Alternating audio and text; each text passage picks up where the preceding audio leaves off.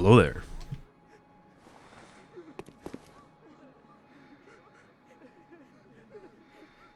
It's video game time. It's video game time. Okay, I gotta put the top hat back on. If I'm using the cane, I gotta wear the top hat. It's a prerequisite. So my weapon's fully upgraded. Pretty sure I got all the good gems in here.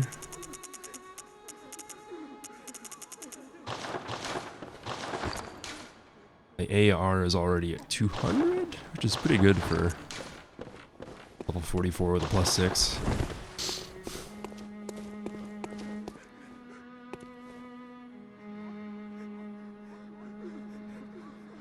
I think I'm going to go ahead and start off in the Central to Marrow Chalice, because there's lots of cool stuff I want to show off in Hemwick later on.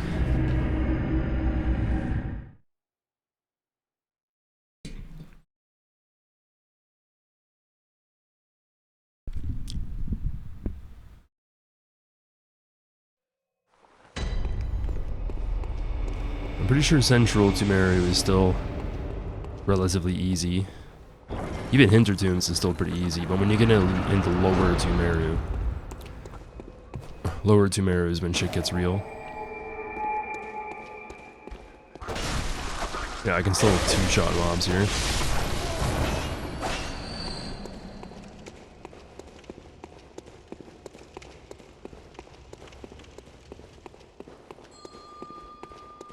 I love when the Giant Maidens make it easy for you. Sometimes you gotta search for like 8 years. Alright, Molotov Man's gotta go before I can deal with her. Now we're getting into the very memey sections of the chalices.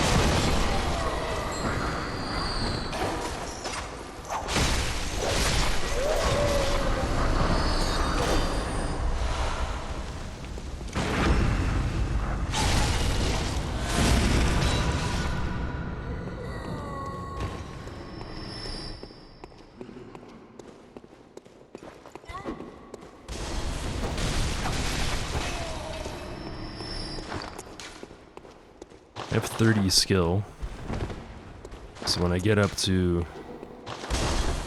I don't know, I might as well just start putting points in Arcane now. 25 Vit is pretty good. I can always get more health later.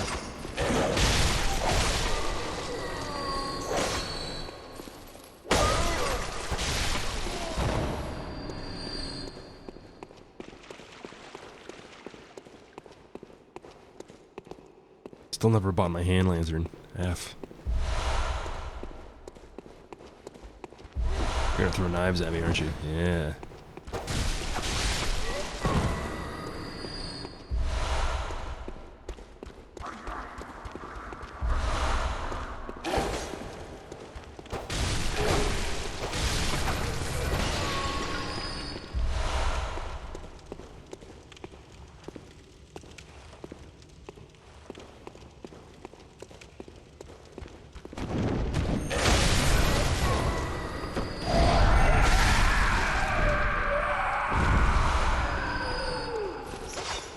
I'm doing plenty of damage already.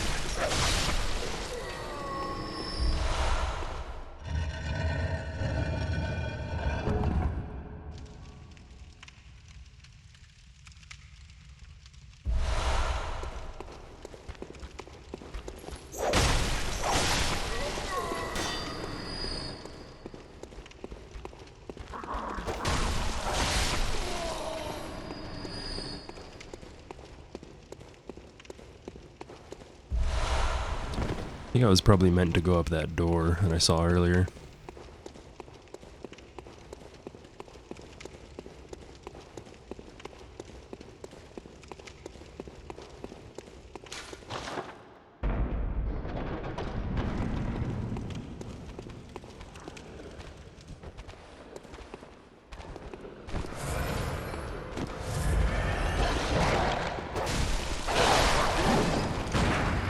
Oops, wrong button.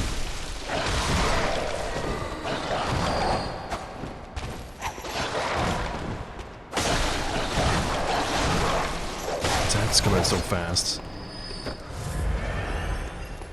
I'm pretty sure they input read too, so they're just meant to do their quickest attack whenever you try to swipe an R1 out at them. Dude, how many echoes am I getting in here? A ton of echoes, holy shit. Tempering 3. 12%. So yeah, the bosses in this area will be at least 13% then. Or 15% then. Probably.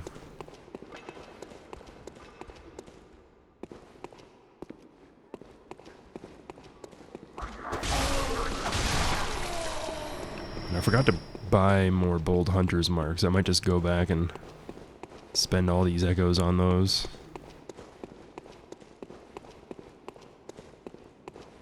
They come in really handy for navigating the Chalice dungeons.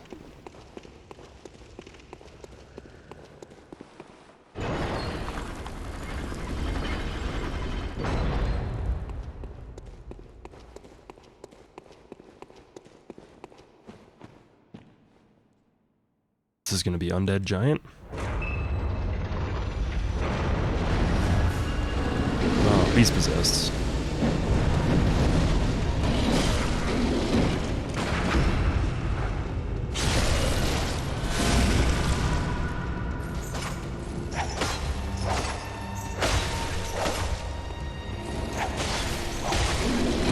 Oh, that didn't work.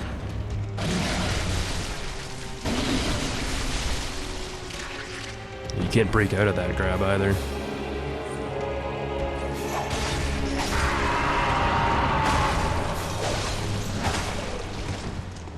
Get a few free attacks in while he's charging his buff.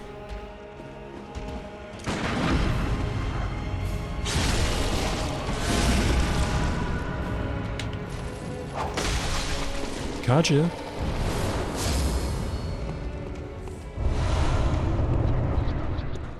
Fire damp blend gem. I think that's the first damp gem that we've seen.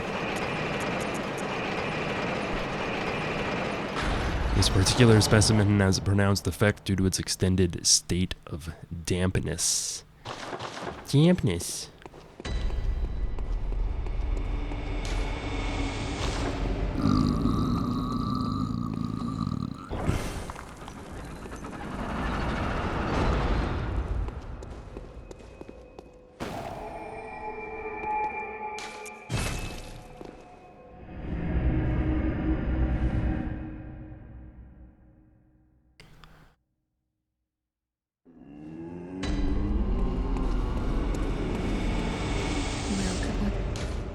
Very well, let.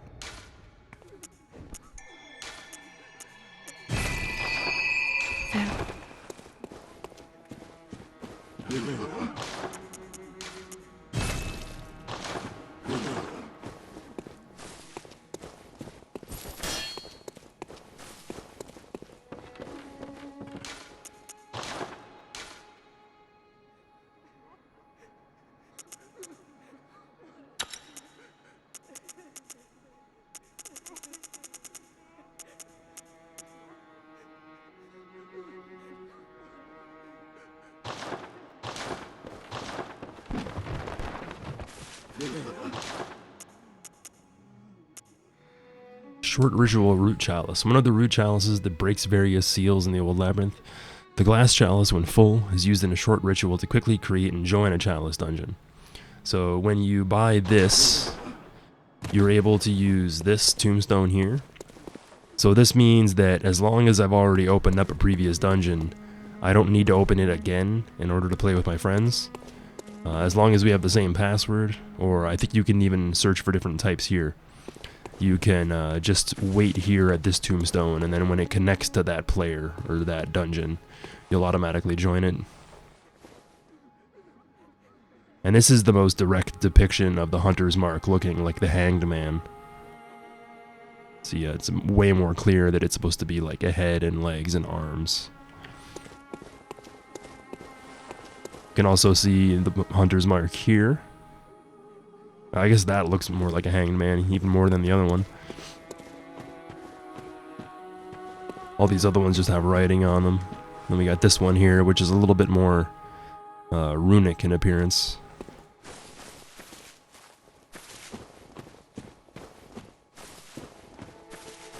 This is where you adorn your messengers with the little fashion that you've been collecting. Give accessories to messengers that will, and they will obediently adorn them.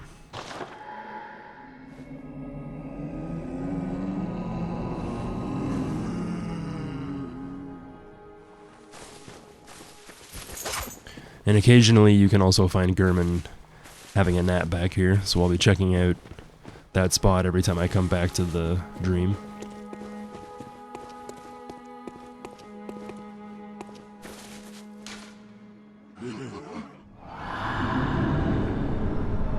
God damn it.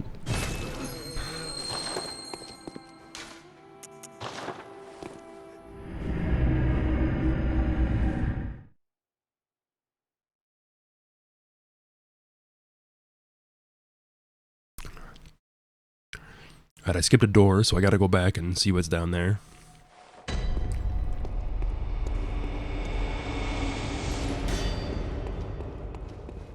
Special item waits ahead.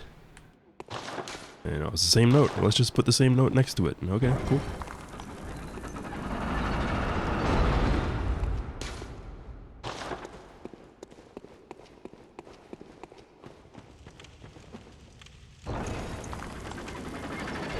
Here we have the first scorpion enemies. They're pretty resistant to physical damage, but they're pretty weak to fire and lightning. They also explode and do rapid poison damage when they die.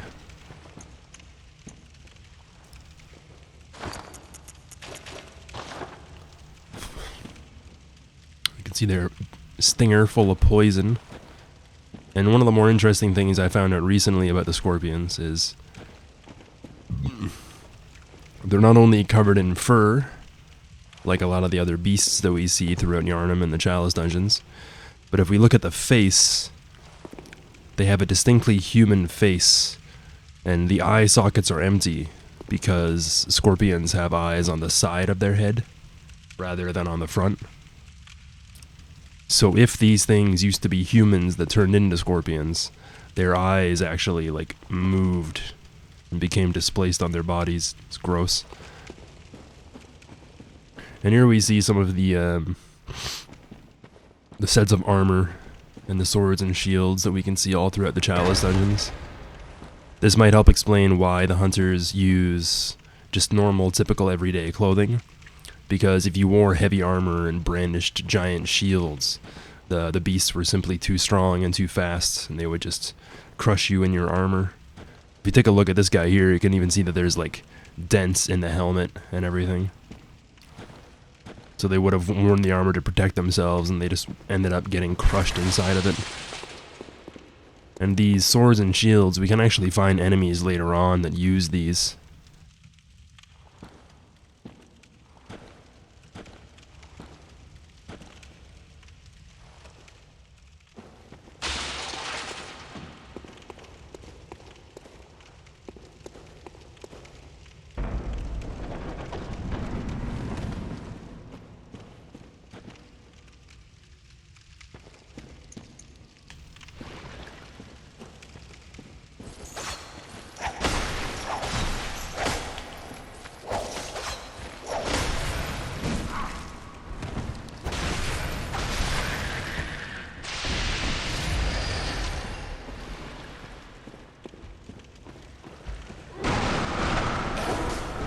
How dare you?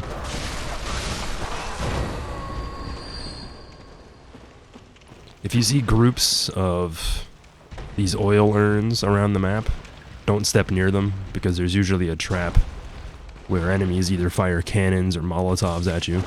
Oh my god, my cat distracted me. How could you?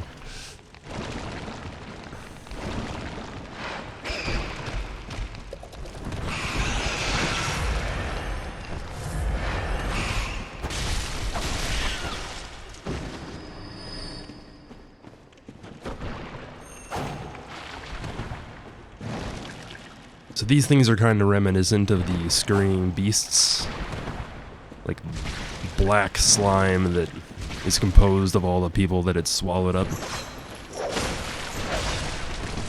And these are also resistant to physical damage, but very weak to fire. And those enemies are unique to the Chalice dungeons. You don't find them anywhere else.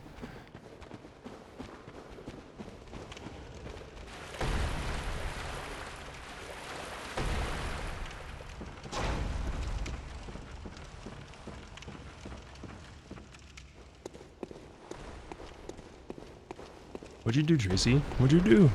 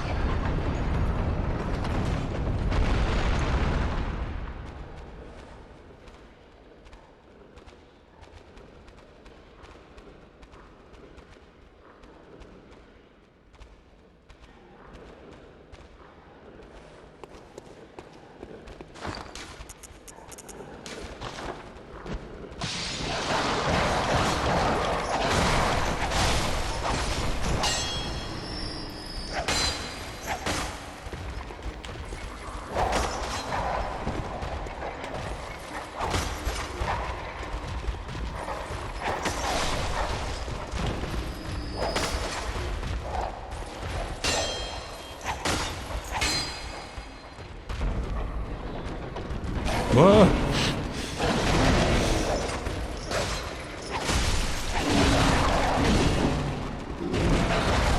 Please. Please?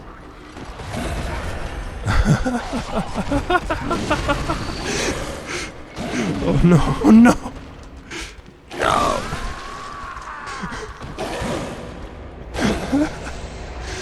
Oh, I thought I was safe there. I was not safe. Not even a little safe. Man, I used that friggin' pungent for no reason. Now I gotta deal with all those enemies again, without a pungent and with the door wide open. Amazing. I wanted to read that note too. Dang it. Dang it, Bobby.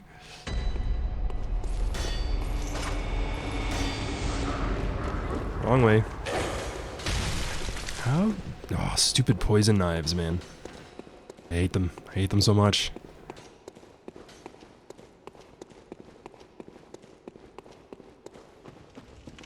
You don't even see the guy throwing them at you, and boop.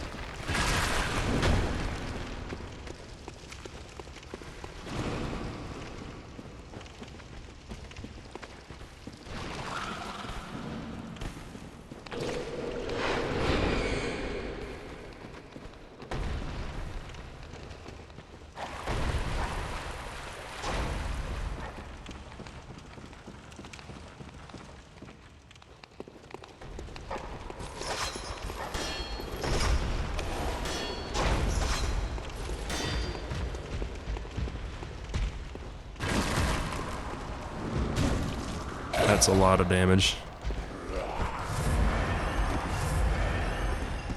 Come on, fellas. I like this.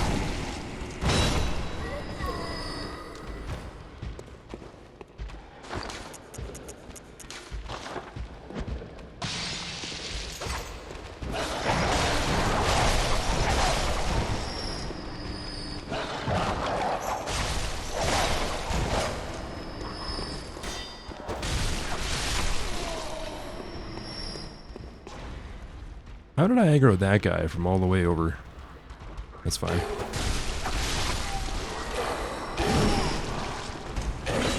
I have no idea who has my echoes either.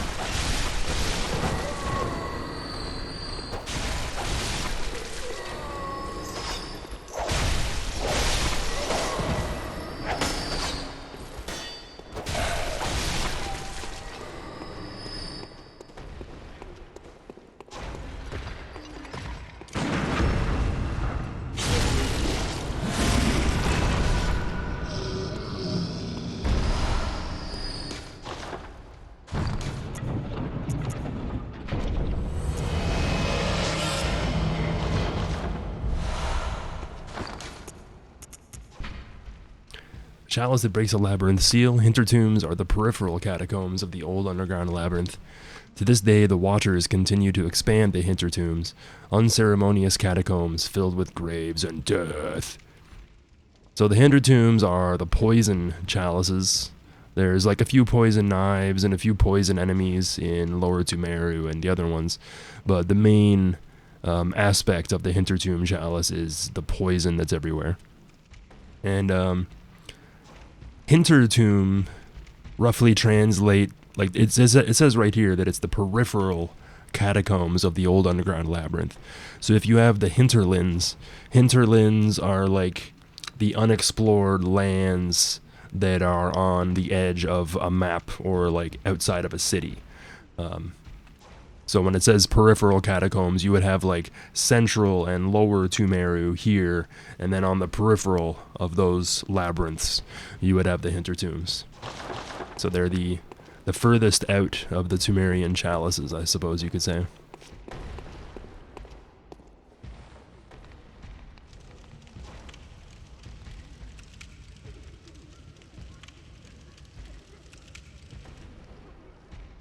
Very similar engravings as what we saw at the beginning of the Chalice dungeons, depicting the Tumerians as more human. You can see how this guy has like a beard and they have hair, and they appear way more human than the Tumerians that we find now.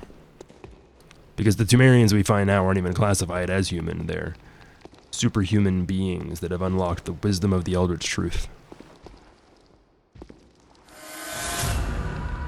So I got my echoes back, but then wasn't there a note here?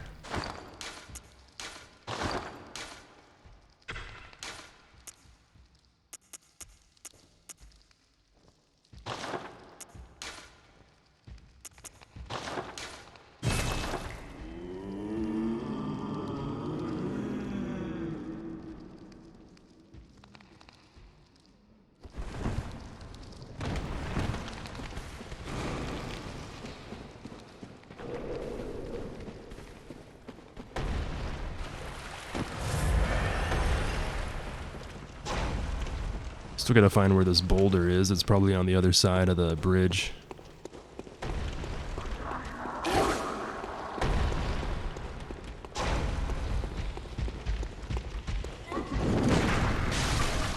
Alright, I've had enough of you. Jesus, fuck.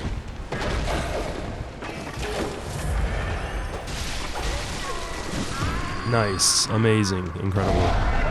Love it.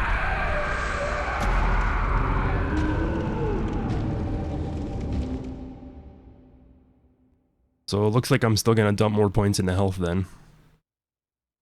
I was ready to start putting points into Arcane, but obviously I can't even survive basic mobs in this place.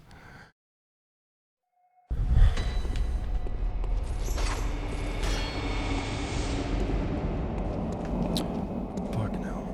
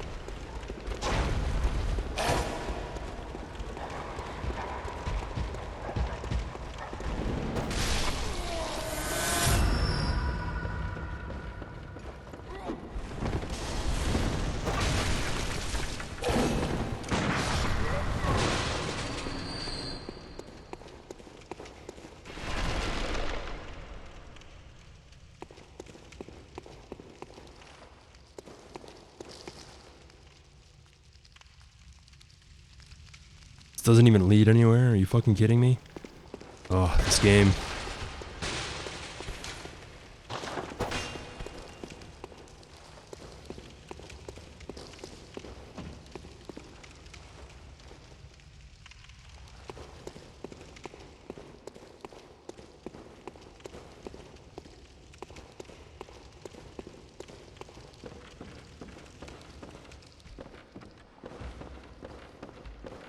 I guess I already got the treasure anyway. The only reason to come in here was to get the Hintertomb Chalice.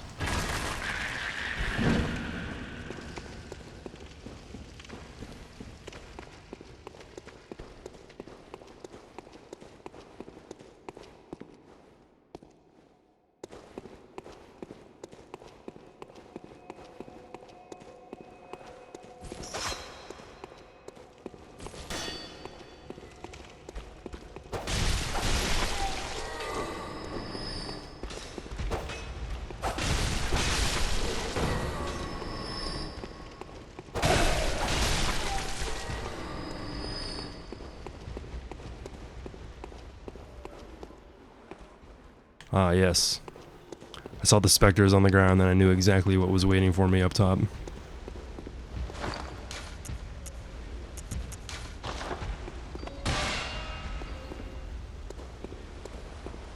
The music box interacts with objects that are around you. So in the case of the whatever the hell those things are that make smoke, you can break them apart.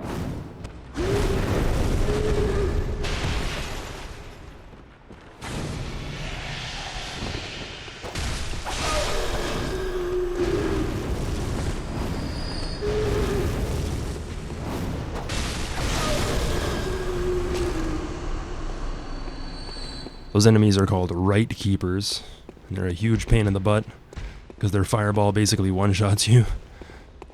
It's wretched.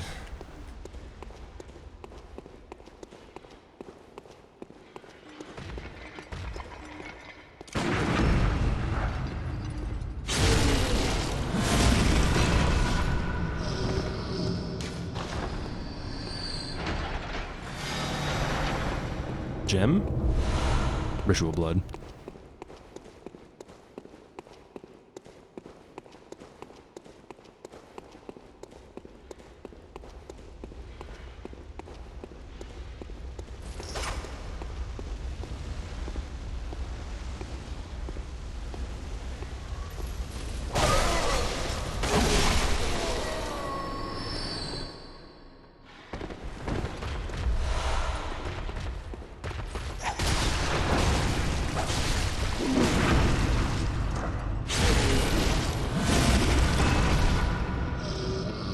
Gem?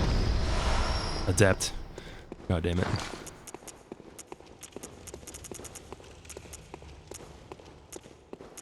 I got 2 blunt attack gems now, though. Too bad none of the blunt weapons work with this spawn, or this spec I'm using.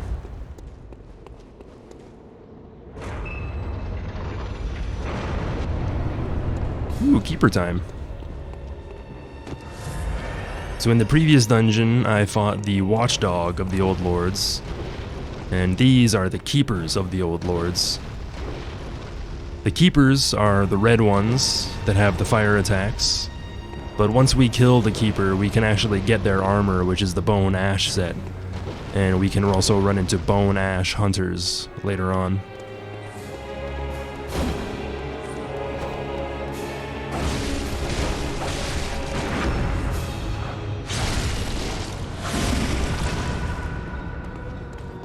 Once you get them down below a certain amount of health, they'll try to transform their weapon and buff it with fire. So you can gotta keep the pressure on them because they do way more damage once they have the buff up. Fuck, I didn't do it properly. Also missed a parry there somehow. Nice.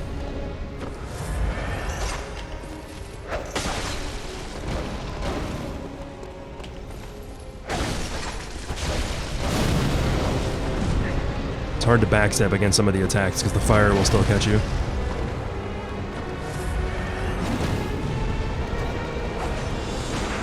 Why are these fucking gunshots missing? What the fuck? Stupid piece of shit game, Jesus Christ.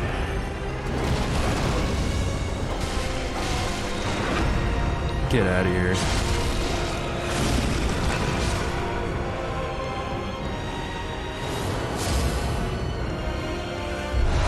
There's nothing I hate more in this game than being locked onto a target and then watching your bullet go over their shoulder.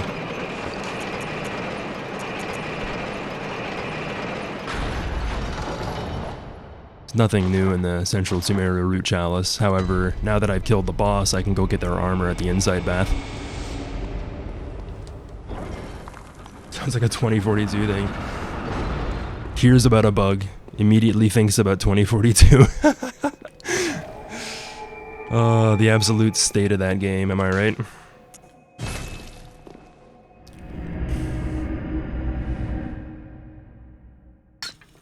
No, it's not a bug in this case, it's just that some attacks, the enemy is fast, so they're able to dodge your gunshots a little bit easier.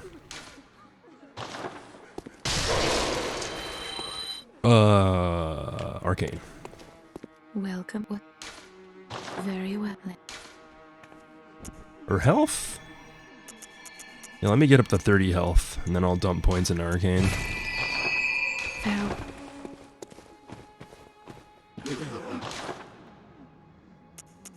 Need my hand lantern. Very important. Small portable lantern. This hunting accessory provides light while leaving both hands free to hold weapons. The torch, however, provides a stronger source of light.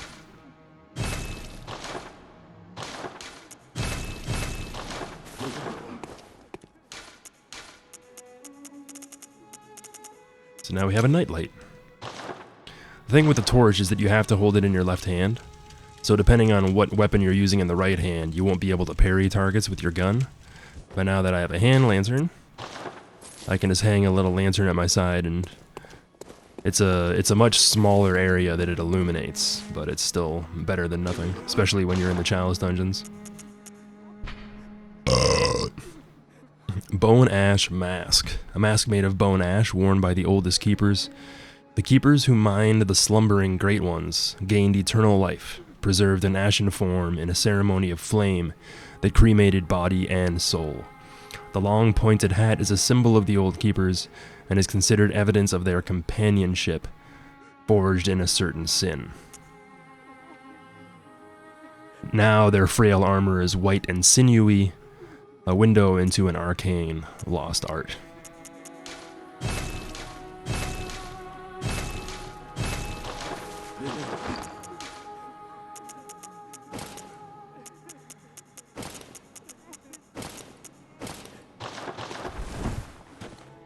So you see how the Bone Ash set is the same outfit that the Keeper was wearing, except it doesn't have the red highlights on it.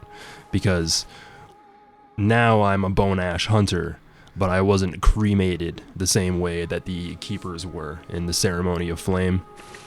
But the pointed hat has long been a symbol in Souls games of people who are proficient in arcane. Basically, the bigger and pointier the hat, the more of a wizard that guy is, as you do. And we can also see that the Keepers have 8 eyes kind of overlapping each other, which is not only reminiscent of spiders, who also have 8 eyes, but there's also enemies in Dark Souls 1 called Channelers, I believe, who had multiple sets of eyes in the same kind of fashion, except they had 6, and I believe these guys have 8. Get some pointed teeth in there as well, I think. Yeah, it's a pretty cool set, and a lot of people don't know about it because like half the people who play this game never go into the Chalices. And so when we die, we appear in a hunter's dream. When we explore the tomb of the gods, the tomb of the great ones, the Keepers mind the slumbering great ones. So there's very little point in trying to distinguish the difference between death and sleep, because on these higher planes of existence, on the nightmare, they're basically one and the same thing. Death is, like, isn't there some, like, sort of quote where every time we sleep, we die a little bit and then come back to life, or something like that? And not only is there the parallel between death and sleep, but the Great Ones operate on a higher plane of existence, an elevated plane of thought, which is the nightmare. But in order to get to a nightmare or a dream, you have to sleep first. So,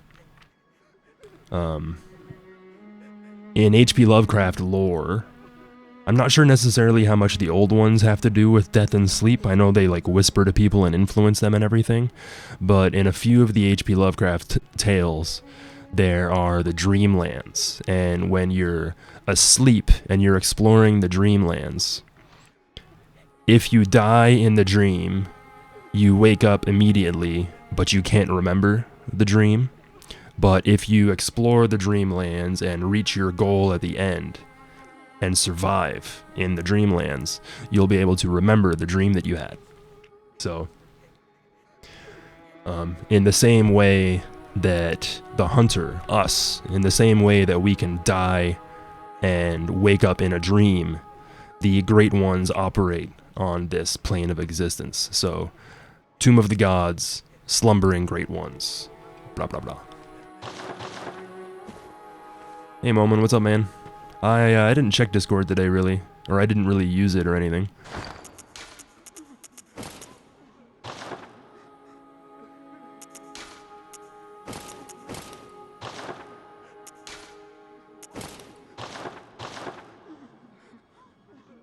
Yeah, I usually only use the Bone Ash armor if I'm a female character. It seems to work a lot better with them.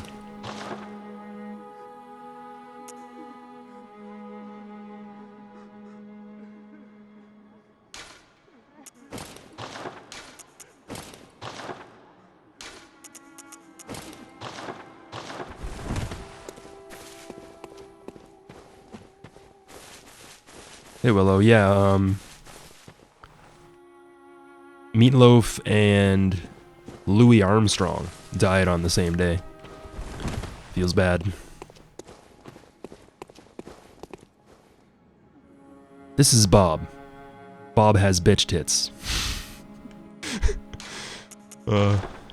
I listened to Meatloaf when I was a kid a little bit, because I remember being like 10, and then, you know, I'd Do Anything for Love, But I Won't Do That was a pretty big hit around that time.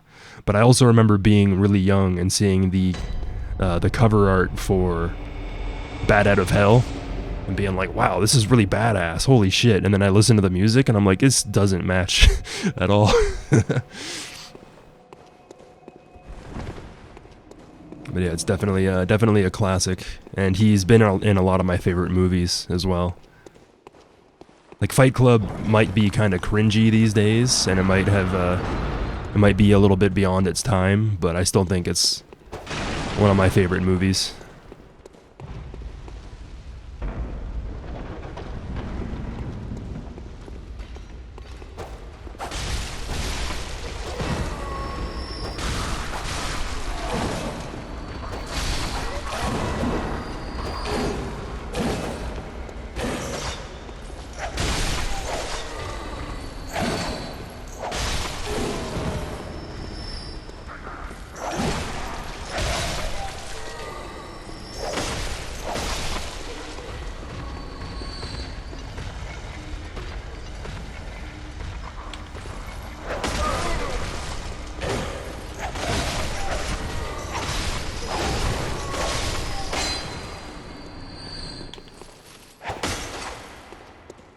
I don't know why all those guys were aggroed onto me through the wall, but sometimes it do be like that.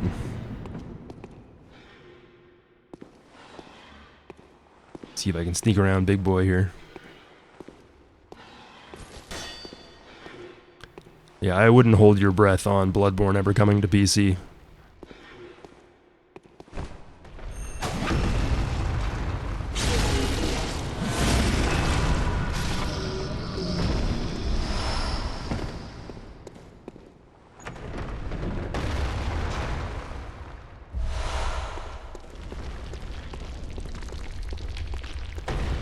Hey, Fluffy Bunny, what's up, man?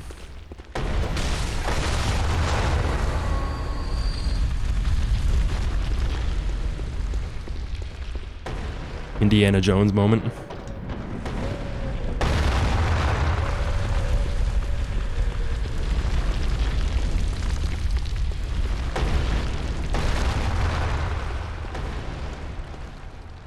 Whenever you see a door like this, it generally leads to a treasure room.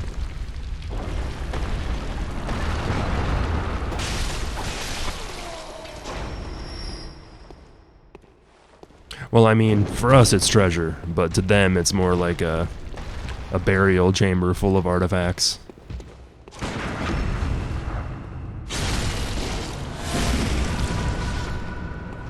But I guess you could kind of say that about the entirety of the tombs, couldn't you? Don't mind me just doing a little bit of grave robbing, as hunters are known to do. Sage's wrist, special material used on Holy Chalice ritual, a body part of a saint sacrificed by the healing church in their search for truth. The additional rite fetid offering invigorates the watchers, making them more treacherous than normal, but also making them worthy prey for a special hunt. So there's different offerings that we can make to certain rituals, and when we make these additional offerings, it increases the difficulty in some way, but it also increases the reward. You'll generally find better gems, and you'll get more echoes the more rites you end up doing. One of them makes enemies do more damage. Another one reduces the amount of health you have by half. And the other one, I can't remember what the other one does, but there's 3 offerings that you can do. There's a bunch of statues here that are clearly meant to resemble the messengers. So the Ptumerians were definitely privy to their existence as well. We can even see a beastie messenger here covered in fur and horns. There's many different cultures throughout the ages that you don't just bury your dead, you bury them with personal artifacts or items of power. We found evidence that cavemen and Neanderthals were buried with personal items as well as their animals and family members.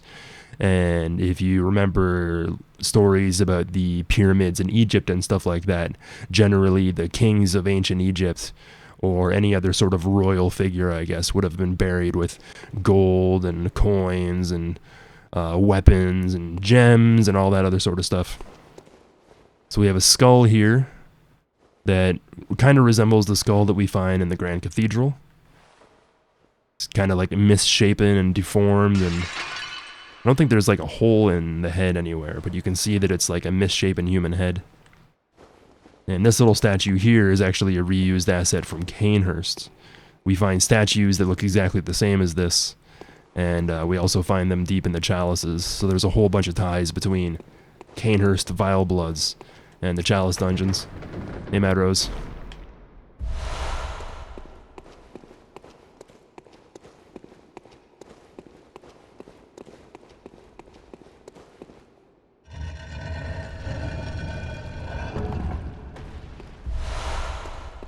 So yeah, just a little bit of grave robbing. Hopefully I don't get cursed.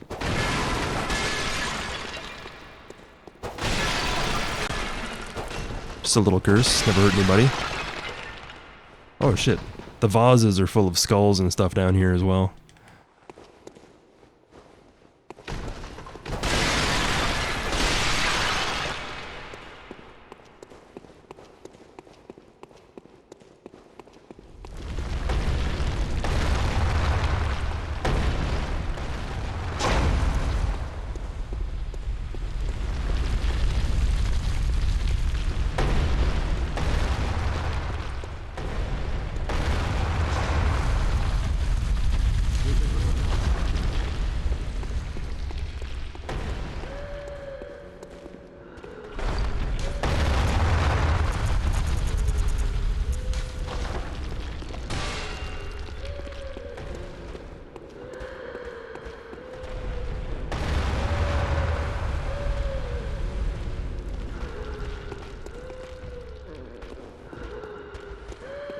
Can't remember what these things are called. I think they're mad spirits, if I remember correctly. They go invisible and chase you around, but if they kill you and take your echoes, you can actually still see their eyes glowing even when they're invisible. And their sword causes frenzy damage as well.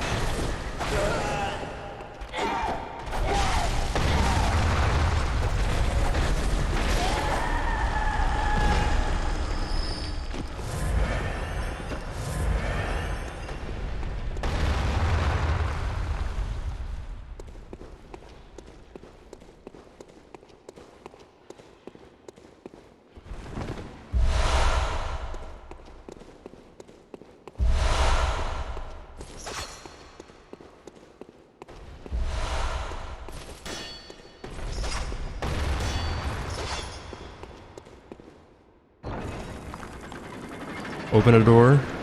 Receive. Does not open from this side. Classic.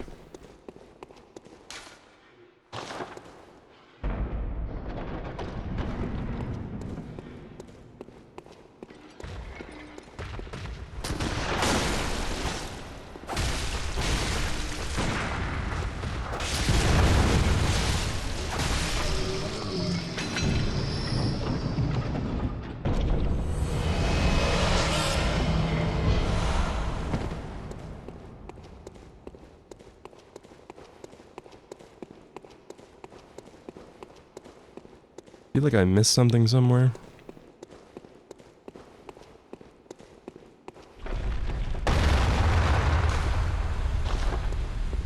Time for insight.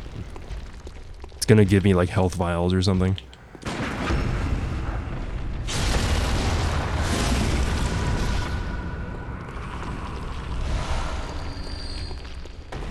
Oh, there actually is something down here. Excellent.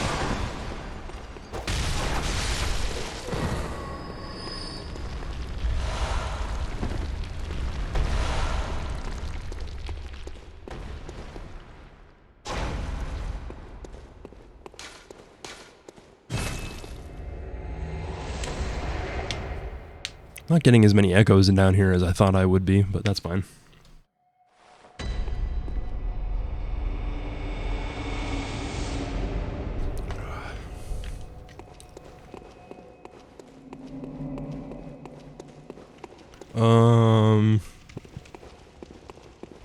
Is this the room where I have to go up a ladder, I think? Hey, breakfast bills. Yeah, I'm not really a sippy boy, I'm a gulpy boy. I don't even know what I'm saying. But hi, welcome in.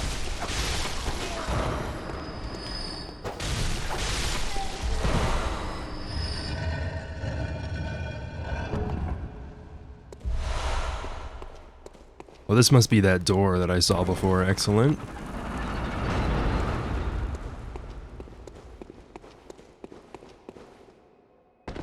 Doesn't make this area very useful, but...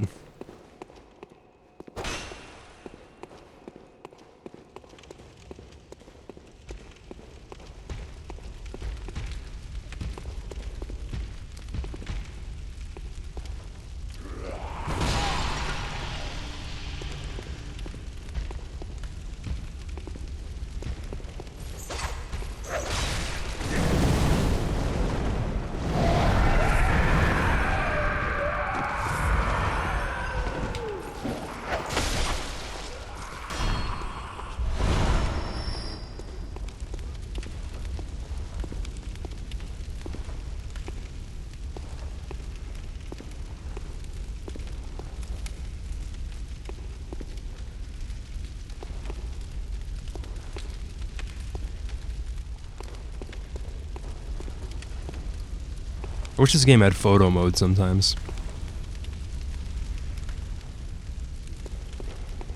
Like if any of the FromSoft games had photo mode, I would basically never put it down.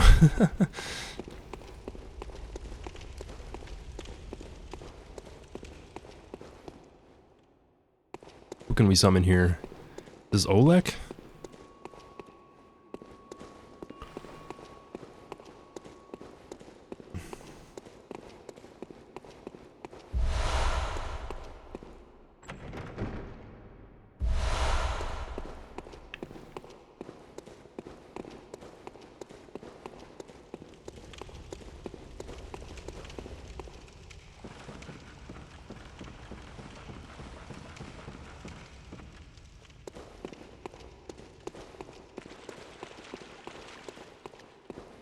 I think I'm gonna put on some music for this bit.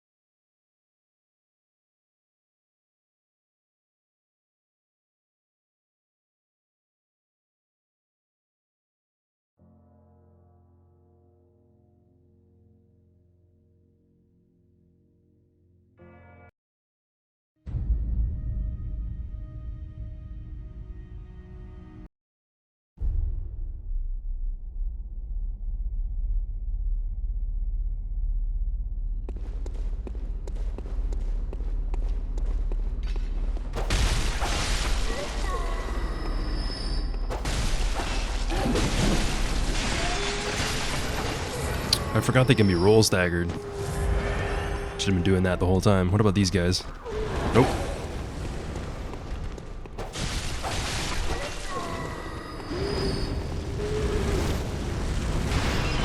Damn homing fireballs. Whoa, okay, okay, okay. I see how it is.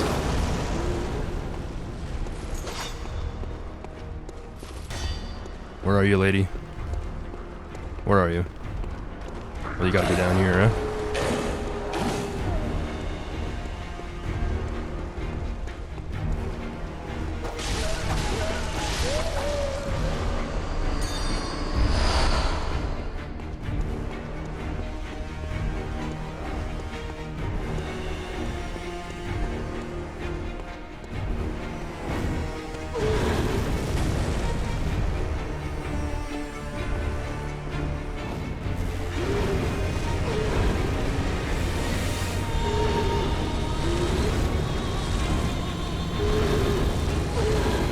You can see how she's using the hand that she's holding to cast the spell. And then in her other hand, she has a skull with like poison coming out of it.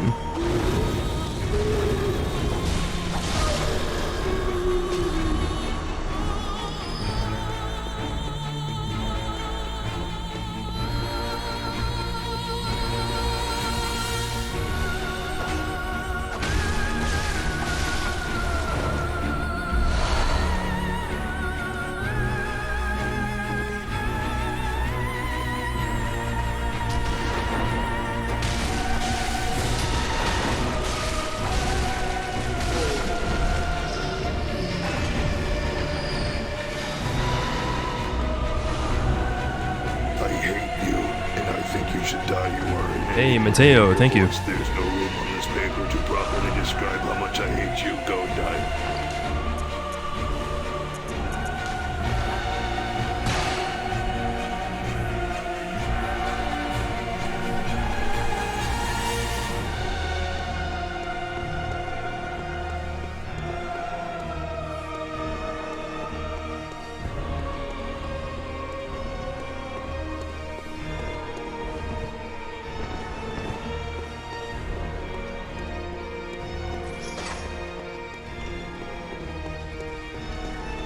Which way am I going? This way.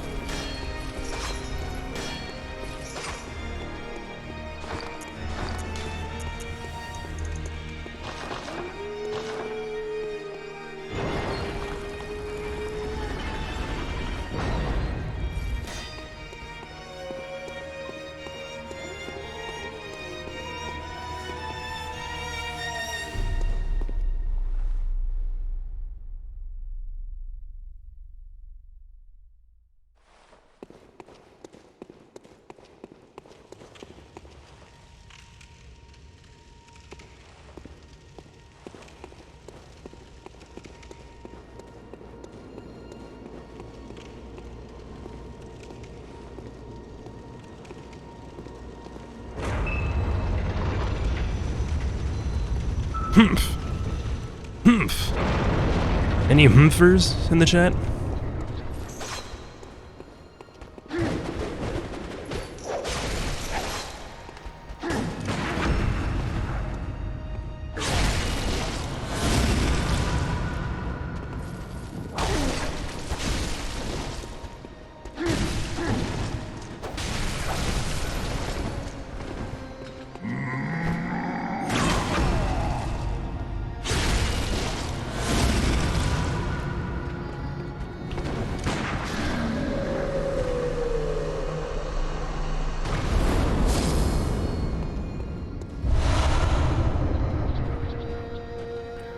So there's two different bosses that we can face in Tumeru.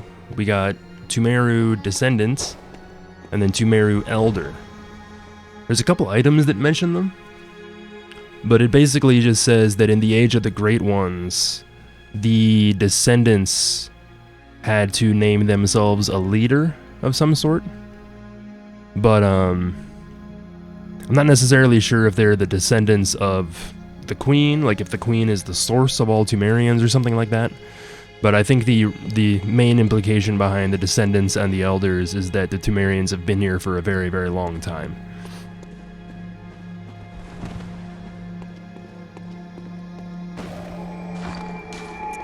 So we got a cold, damp blood gem. Cold gems usually add arcane scaling. This one has arcane scaling and physical attack, so it's kind of yeah. And we also got the lower Tumeru Chalice. And nothing new. The central Tumeru Chalice. Yeah, Tumeru Root, Central Tumeru, and Lower Tumeru. They basically all have the same stuff. But Lower Tumeru is when shit starts to get real. The difficulty really ramps up once we go to Lower Tumeru.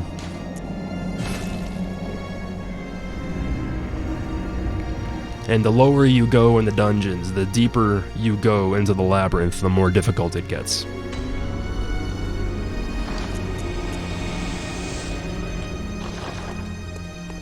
Welcome. Very well, then. Farewell.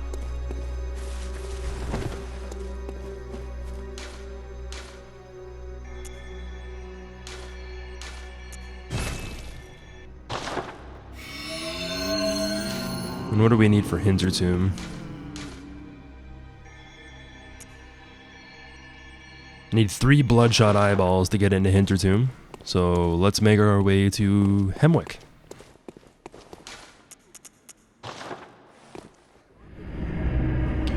When I do these runs, I try to do as much optional content as I can before I move on to the main stuff.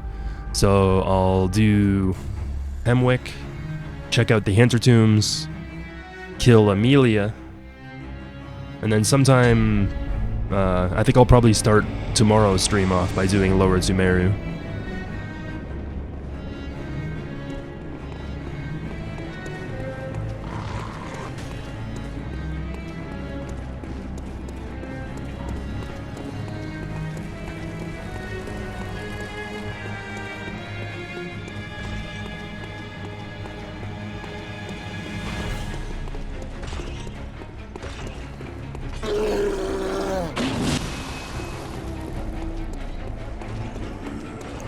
You can see here the weapons these guys wield.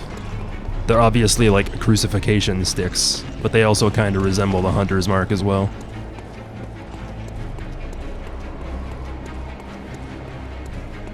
Yeah, this is Alex Rowe, and Alex Rowe has like 3 or 4 albums now that are based off the music that's in Bloodborne.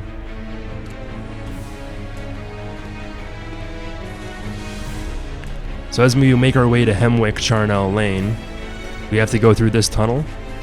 And if we look, we can even see there's a sign above the tunnel that says Hemwick.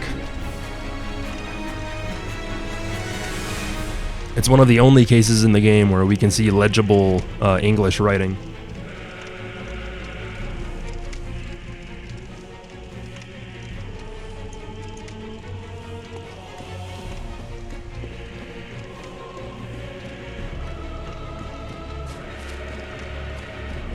I'll let this song play out and then I'll turn the music off again. I usually only listen to music when I'm in the Chalice dungeons. We're doing that big damage.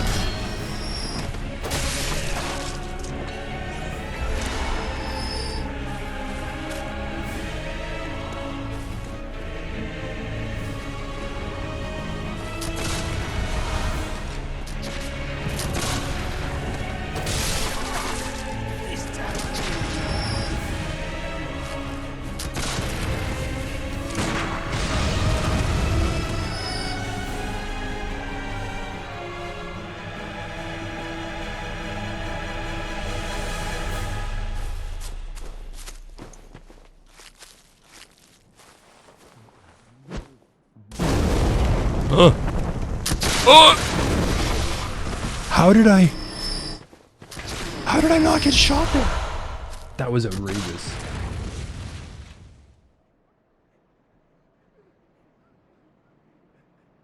I threw the Molotov and the bullets went over me. Holy shit, that was crazy.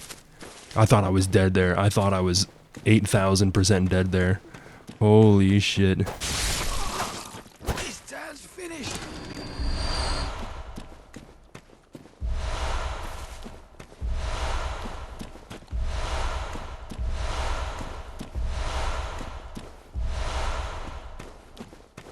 But they heard the explosion, so they went to investigate the sound.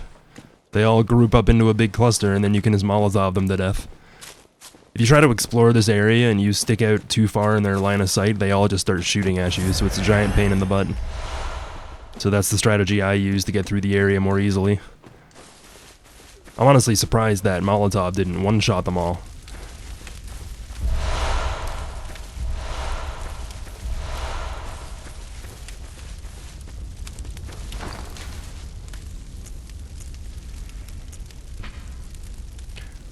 Bone Marrow Ash is an additional medium that strengthens Quicksilver bullets.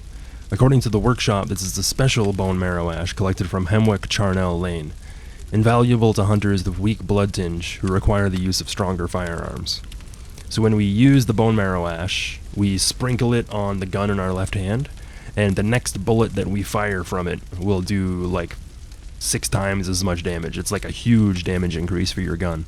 And even though it says that it's invaluable to hunters with weak blood tinge, it's even more valuable to hunters with high blood tinge because they rely more on their guns.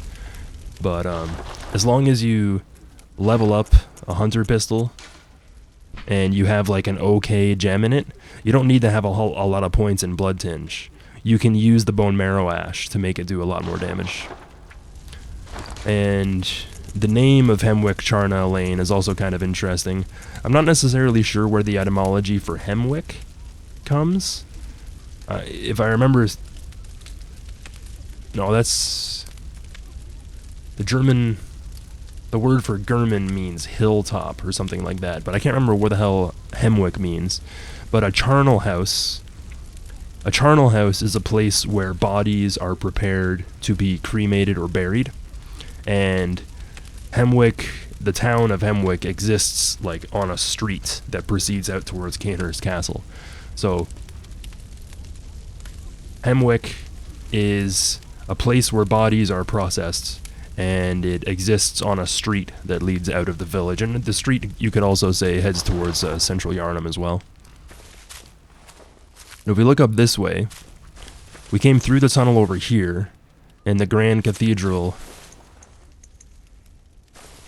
is like up this way somewhere. But if we look here, we can see the same statue that we see above Lawrence in the Grand Cathedral. When we look at Lawrence's skull at the altar in the Grand Cathedral, and we look above, there's a statue of a headless angel pouring water or blood down. And we can also see the same asset reused here. Something I didn't discover until fairly recently.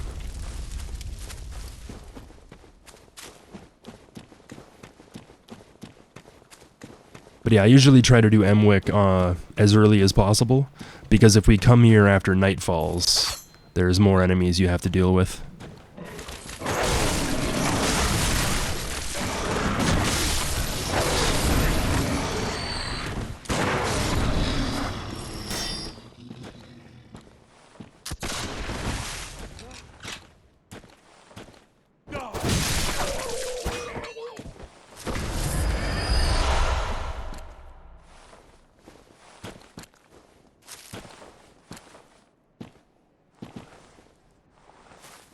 Brutal.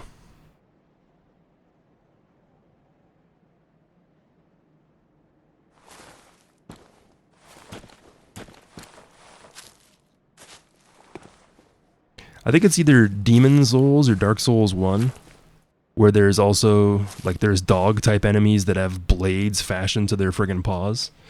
But these dudes take it one step further, and being covered in, like, barbed wire and filled with metal spikes.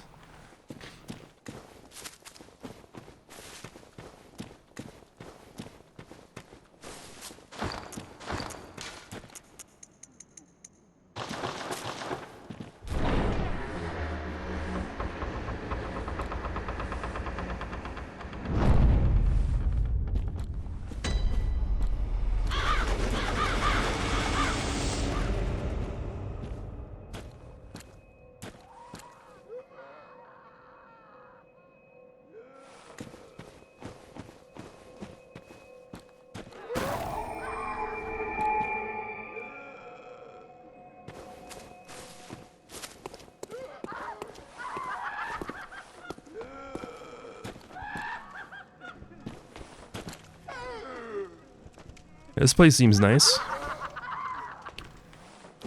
What's up, ladies?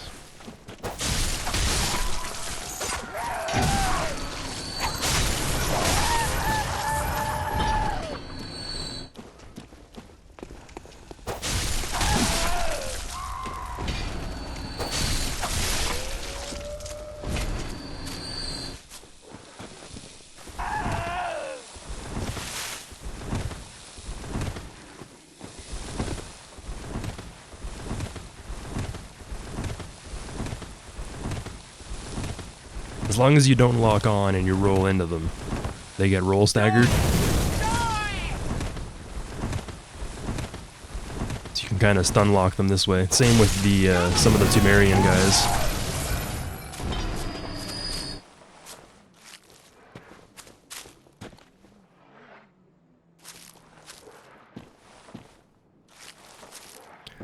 So this is what I mean about Hemwick Charnel Lane. Being a place where bodies are processed. They don't just cremate the bodies and turn them into ash, but they are also just stored here for later on.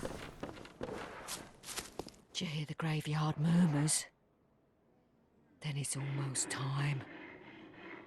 Oh, I can't wait. I just can't wait.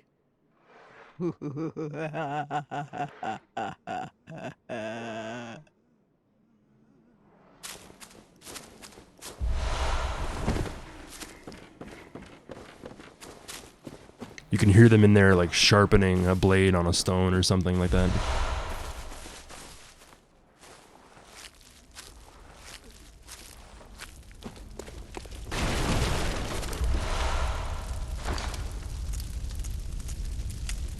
I need one more eyeball to get into Hintertomb. And once you kill the boss in this area, you can buy eyeballs with insight. Can't remember if there's another one on the ground anywhere in here though.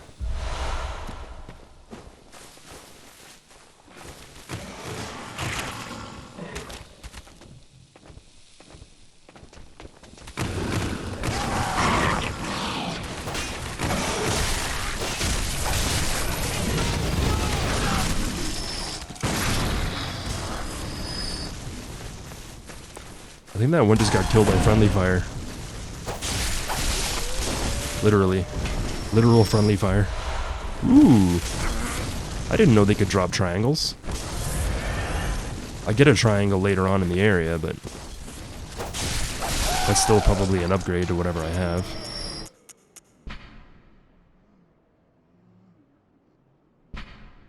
.4%? Meh. Meh.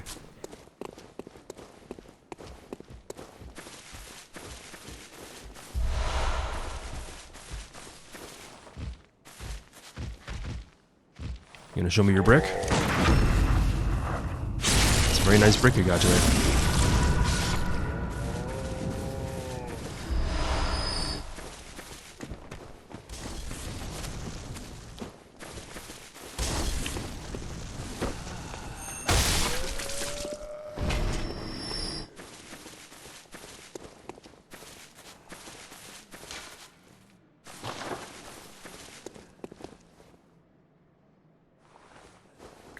Can see Yharnam off in the distance here.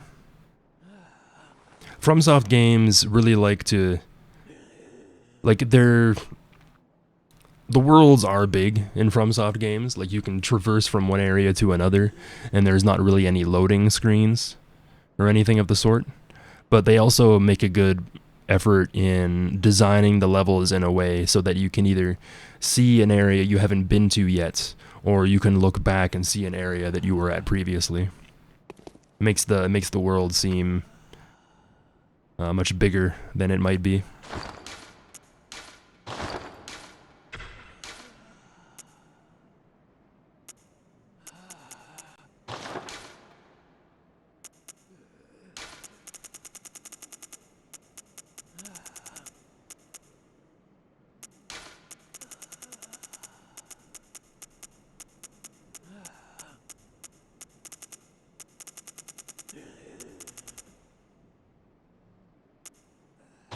I think it's Dark Souls 3 that has the note about wondrous view or whatever. I always get the note layouts confused.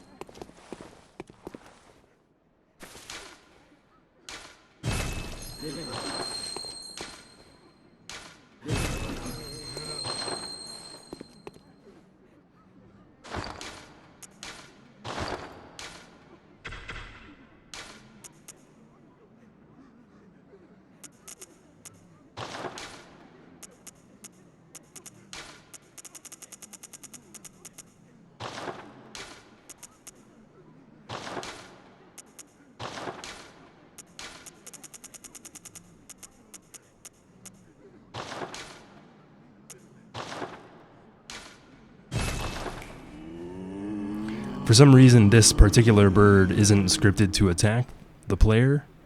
I'm pretty sure you can even, like, hit it, and it still doesn't attack you for some reason. Can't tell whether it's on purpose or whether it's an accident. Oh god, Jesus. I forgot about this one. Oh no! Oh no! I didn't mean it. I didn't mean to. Ugh.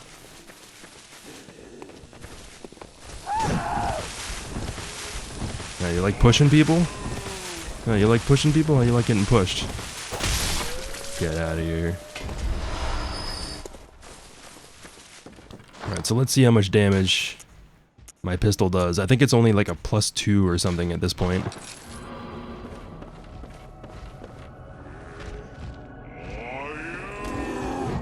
You can see how it puts a buff on your gun. And you can even hear that it makes a sound as well while the buff is on it. 172? 172 isn't bad considering I usually shoot people for like 30.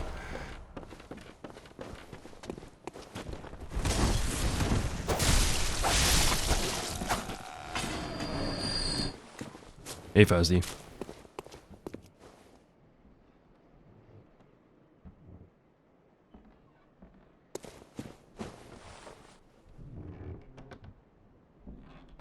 I like to think that if Hemwick Charnel Lane is where Bone Marrow Ash comes from, then the smoke that we see coming out of some of the buildings may be because that's where the bodies are cremated, possibly. Happy birthday, man. Happy birthday.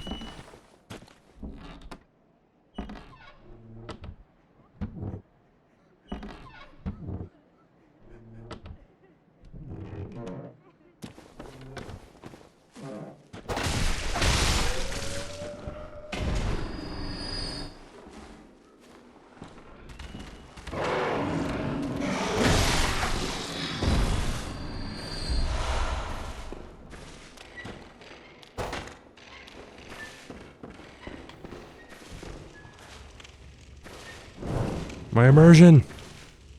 My immersion! No!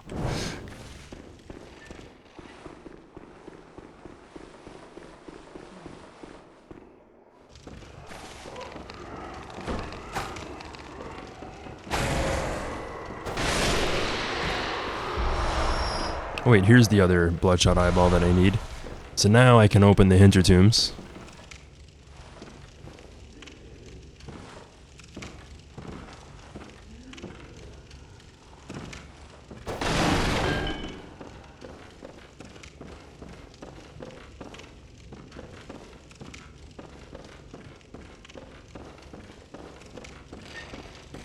And we can even find a church minister here. As far as I know, this is the only one of these enemies in this area.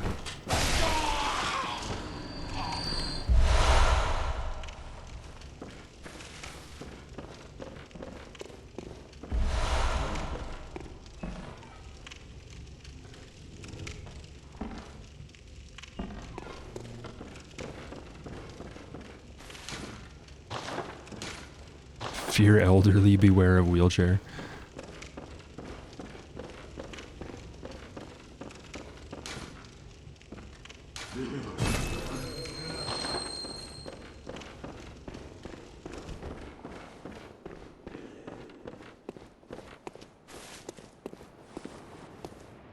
If we look across the lake, we can see Castle Canehurst in all its glory.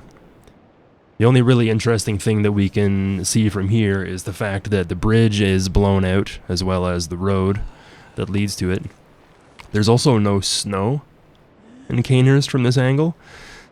Now, there is a few cases in the game where if you're too far away from objects, it doesn't render them appropriately. I don't think that really applies in this case, because Canehurst Castle, when we get there, is a little bit more fantastic than some of the areas we've explored in the game. All the other areas are firmly rooted in Gothic Victorian kind of architecture and aesthetic, but if there's no snow visible from here, and then when we get there and then we find the place covered in snow, it kind of lends into the more like magical and fantastic nature of how we end up arriving at the place, or even, should I say, nightmarish, I guess.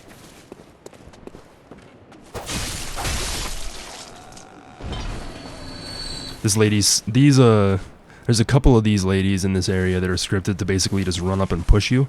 So if you're over here exploring the view, she'll gank you from behind and push you off the ledge.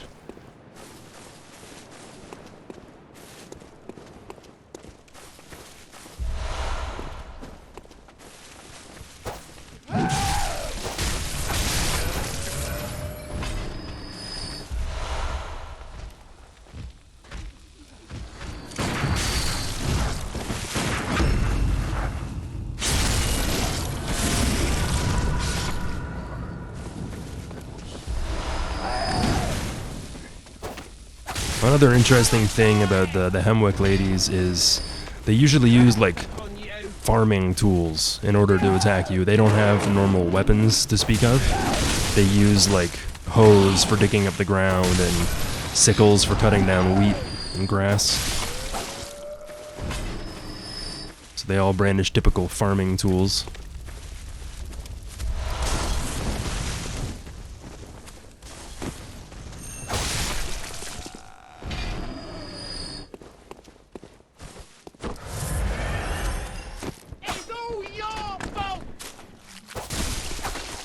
You fidgety outsiders.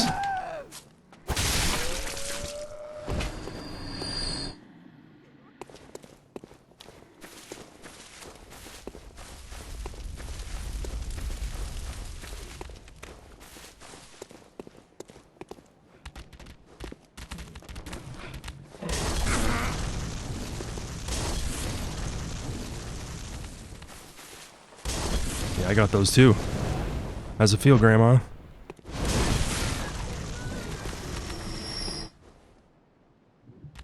Oops, I didn't mean to.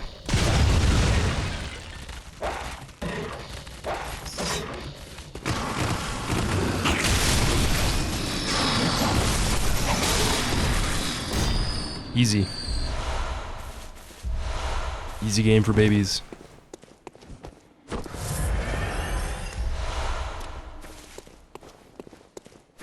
So this is the lane that Hemwick Charnel Lane's namesake is for. And at the end of the lane, that'll eventually take us to Canehurst Castle, you can find a lake rune. Deep lore, you find a lake rune here because there's a lake. This game is very deep. You guys wouldn't understand. This one gives you physical damage reduction. A carol rune that transcribes inhuman sounds. This transcription of the Great One's inhuman voices ripples like a watery reflection. This rune means lake, and those who memorize it enjoy reduced physical damage. Morty. Great volumes of water serve as a bulwark guarding sleep, and an augur of the eldritch truth. Overcome this hindrance, and seek what is yours. So whenever we're talking about the Great Ones, or imagery from the nightmare, like a voice rippling like a watery reflection, kind of seems like it doesn't make much sense. But if we think about how the Great Ones exist and think on like a higher level of thought than we do, then this helps explain how not just the way that this rune is portrayed, but also when we get to the research hall and they're talking about water, some of the patients that we can hear that we can talk to in the research hall, they even say, "My guide, I hear your voice, rippling as it bends and bleeds," and stuff like that. So there's a lot of, like, it's almost kind of like a synesthesia. You don't just see the rune, but the rune is representative of the sound of the voice, and the sound of their voice ripples like a watery reflection. So there's a lot of, like, it's like a sound, it's a visual thing, it's kind of all these things at once. And this is probably indicative of just how we perceive it as humans. But great volumes of water serve as a bulwark guarding sleep, and an augur of the eldritch truth. Overcome this hindrance and seek what is yours. Bodies of water throughout the ages and throughout like folklore and different religions and stuff like that, water isn't just a holy medium in some cases, like we see in in order to get baptized into a church in Christian or Catholic sense, you are doused with water or even submerged in water, and then when you come back you are a new person in worship of that god or whatever. And in other cultures, bodies of water literally act as a portal that takes you to another plane. And when we're talking about the Great Ones and the nightmares in Bloodborne, there's, the choir was obsessed with trying to figure out what the Great Ones were doing up in the far-off reaches of space, but they discovered that the sky and the cosmos are one. They didn't need to look far off into space, because the Great Ones were all around them. They just needed to perceive them. What we learn about in the fishing hamlet and the research hall is that water is also a big part of the nightmare. And when we fight Vacuous Rom, the boss at the end of the Bergenworth area, we fight them on a giant lake that we could kind of suppose is part of the nightmare as well. So not only is water a holy medium that takes us, that is part of the divine, but we can use bodies of water to cross from the mundane into the divine. A bulwark is something that prevents you from going somewhere else. So if you had a city that was like you needed to like cross through a canyon to get into the city or something to that effect, you would put a bulwark at the other end of the canyon so that it would be harder for them to get into it. So a bulwark means that great volumes of water defend sleep. They guard sleep. And when we fight the Vacuous Rom and defeat them, you could kind of think of our inability to perceive the blood moon. It isn't just based on our perception. You could kind of think of us as like asleep to that knowledge. We don't know about its existence. But when we cross that threshold, when we cross the lake and go from the mundane to the divine, we enter the world beyond humanity, and we become privy to the eldritch truth. An augur is a natural sign of divinity, so when we see lightning, we assume that it must come from the gods because it's a powerful thing that we don't understand. When we see god rays or beams of light come in from the clouds, that could also be an augur of divinity or an augur of somebody that's passed on. I know that there are a few cultures where they believe that when you see these beams of light coming through the clouds, it's like a loved one that is passed on trying to send you a message or trying to make you feel better or something like that. But an augur is also a rank within a church, but I think the most appropriate interpretation of it is just simply being a natural sign of divinity. When we see these natural things that are in the world, they guide us towards the divine.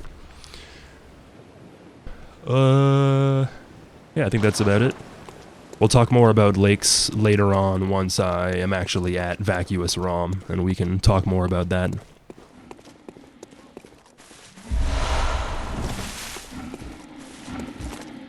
Hello, boys. Nah, The next time I do a Bloodborne lore playthrough, I'm putting it on YouTube. Because I want to make sure I've got all my bases covered, and when I do these runs on Twitch, I still spend a lot of time, like, pulling up links and doing a bunch of other stuff. And if I put one of these runs on YouTube, I want to make sure that I'm not missing anything, and that it's a little bit more palatable, you know? So, I'm not sure when the next run is going to be, because we have Elden Ring coming up and there's other stuff that I want to do. But I do want to put one of these up on YouTube sooner rather than later.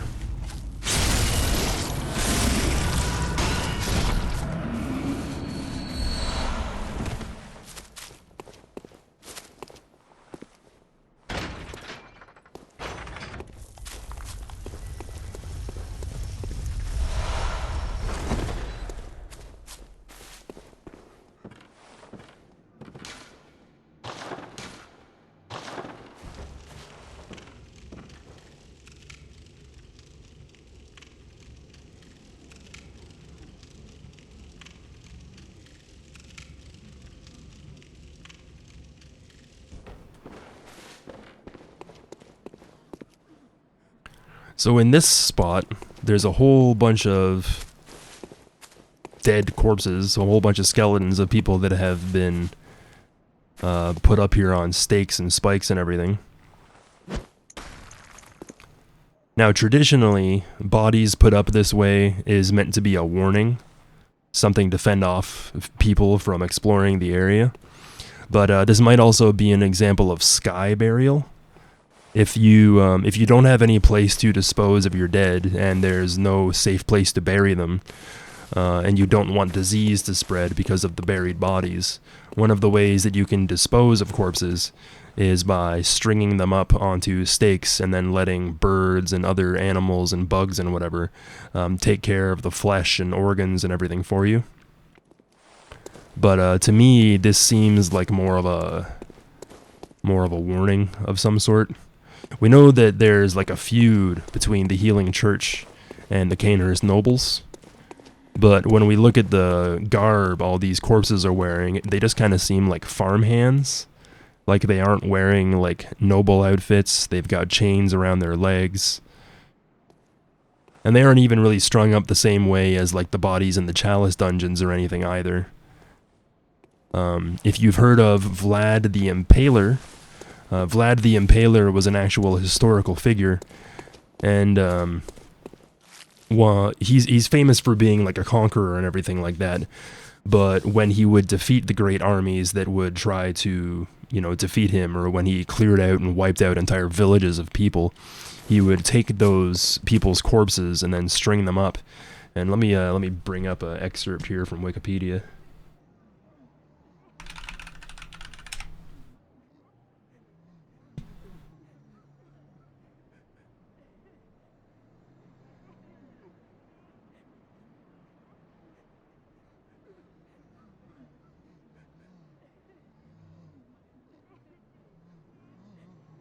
Yeah, he was called the Impaler because he really liked impaling people, obviously. Where is this?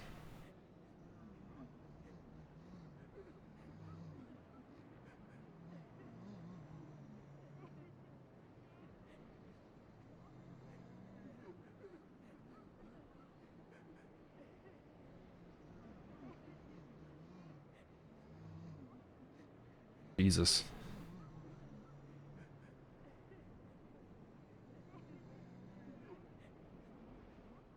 Okay, here we go. So this is after a fight with the Ottoman army, and there's Vlad the Impaler versus the Ottoman Empire. The Sultan's army entered into the area of the impalements, which was 17 stades long and 7 stades wide. There were large stakes there on which, as it was said, about 20,000 men, women, and children had been spitted, quite a sight for the Turks and the Sultan himself. The Sultan was seized with amazement and said that it was not possible to deprive of his country a man who had done such great deeds, who had such a diabolical understanding of how to govern his realm and its people, and he said that to a man who had done such things was worth much. The rest of the Turks were dumbfounded when they saw the multitude of men on the stakes. There were infants too, affixed to their mothers on the stakes, and birds had made nests in their entrails. So, this motherfucker killed 20,000 people, and then arranged them in such a way, impaled on spikes, that you could not make out the lands behind them. It was so wide and so thick with corpses that you literally couldn't see the forest for the trees, if you want to put it that way. So, I'm not necessarily saying that there's a direct parallel between that story and why we see these corpses here, but it may be another example of one of the many historical things that helped inspire the imagery and themes that we see in this game. And that's also why I kind of believe that this is more of a warning of sorts, because of the feud between the Healing Church and the Canehurst nobles. Because there are references to sky burial. If we read Eileen's outfit, it mentions sky burial, but I don't necessarily believe that Eileen comes from Hemwick or something like that.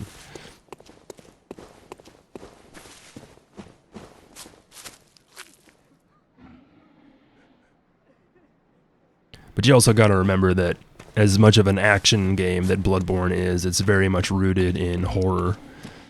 And not just cosmic horror either, like body horror and normal scary stuff. Normal scary stuff, yep, just normal typical scary stuff.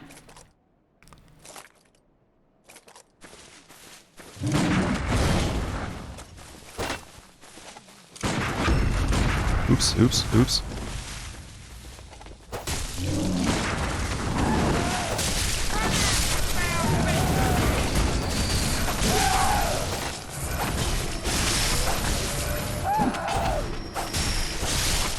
Jesus.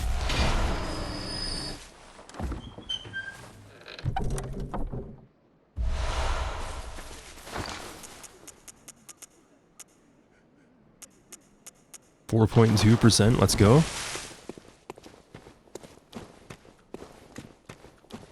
Alright, so this is the Witch of Hemwick boss arena. There is a little trick you can do with this fight where there's 2 witches you have to fight. And there's a bunch of ads that spawn throughout the fight as well. If you always get insight for looking at a boss the first time, right? So on your first attempt, you'll always gain an insight, so you'll always have at least 1. But if you aggro the boss, leave the boss arena, and then spend all your insight and go back to 0, you can make the fight a little bit easier, but I don't really think there's much of a need for it. It's not a difficult fight to begin with. Just a little tedious. This little guy drops down once you break these barrels. He's tied to the barrels for some reason.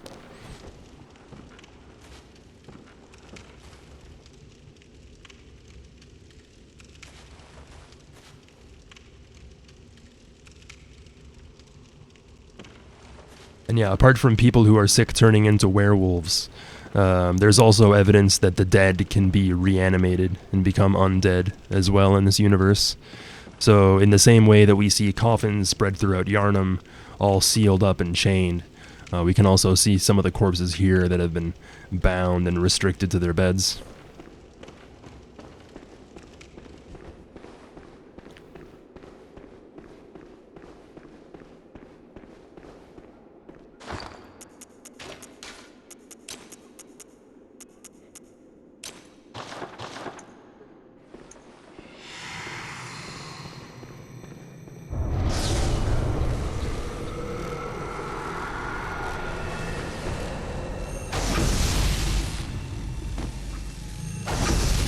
The Witch of Hemwick boss is also unique from the other enemies, because they're actually covered in eyeballs as well.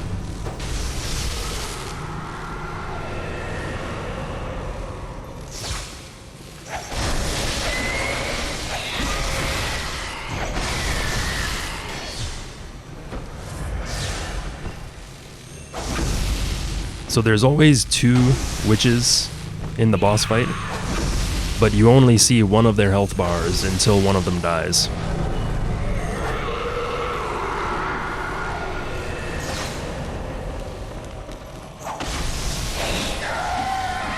Whoa, that was quick.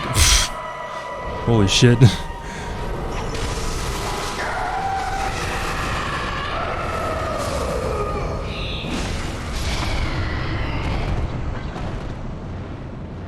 And that's the boss. I did a lot more damage than I thought I was going to.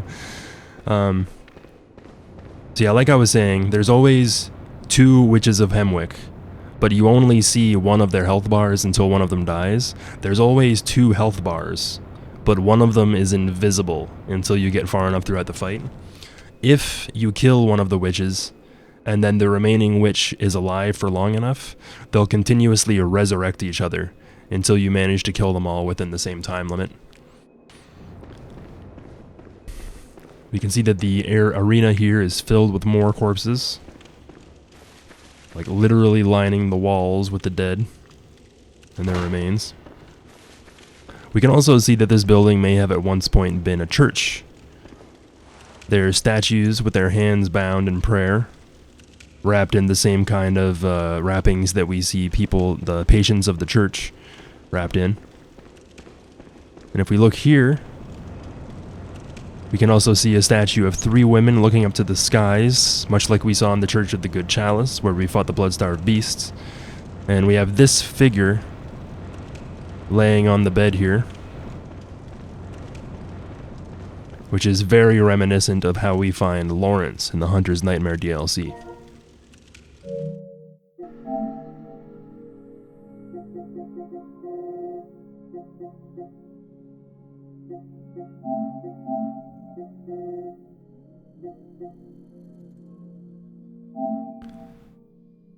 So we've got this guy lying on the bed here. The bed that he's lying on is basically the exact same bed that we can see Lawrence lying on when we fight him as a boss. We can also see the same imagery on the altar that is behind Amelia, as well as behind Amelia that's in the Hunter's Nightmare as well. Yeah, there's what's the there's like a painting or a statue or something like that. La Pieta? La Pieta, I think it is.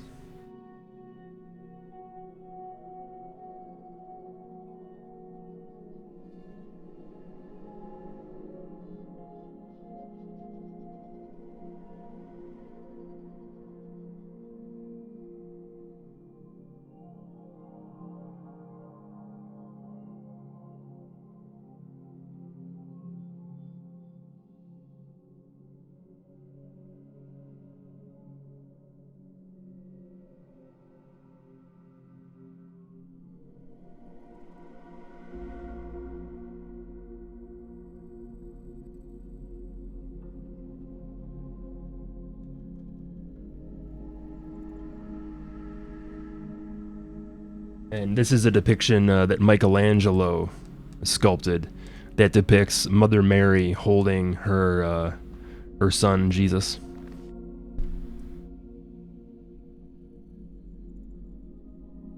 So yet another example of how religious imagery is in place in Bloodborne all throughout the game.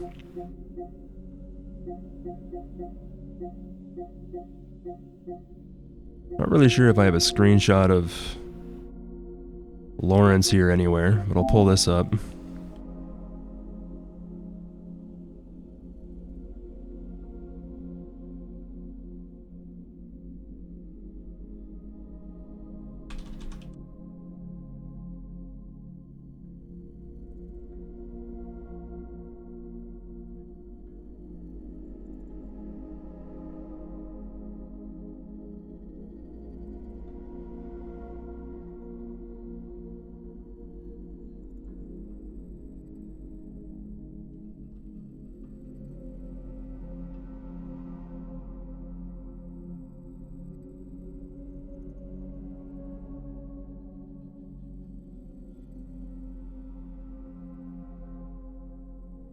So you can see here that Lawrence, before we fight him as a boss, is arranged in the same way on the exact same kind of bed that we can see here in the Witches of Hemwick boss room. I don't necessarily think this implies that there's a tie between the Witches of Hemwick and Lawrence, but it helps reinforce the notion that at one point, either in the development cycle or in the history of Bloodborne, this may have been a church of the Healing Church, or a cathedral of the Healing Church. It's also cool because there's several examples throughout the main game that reflect imagery that we see in the DLC. So it's nice having this kind of like visual foreshadowing of stuff that we're gonna find later on.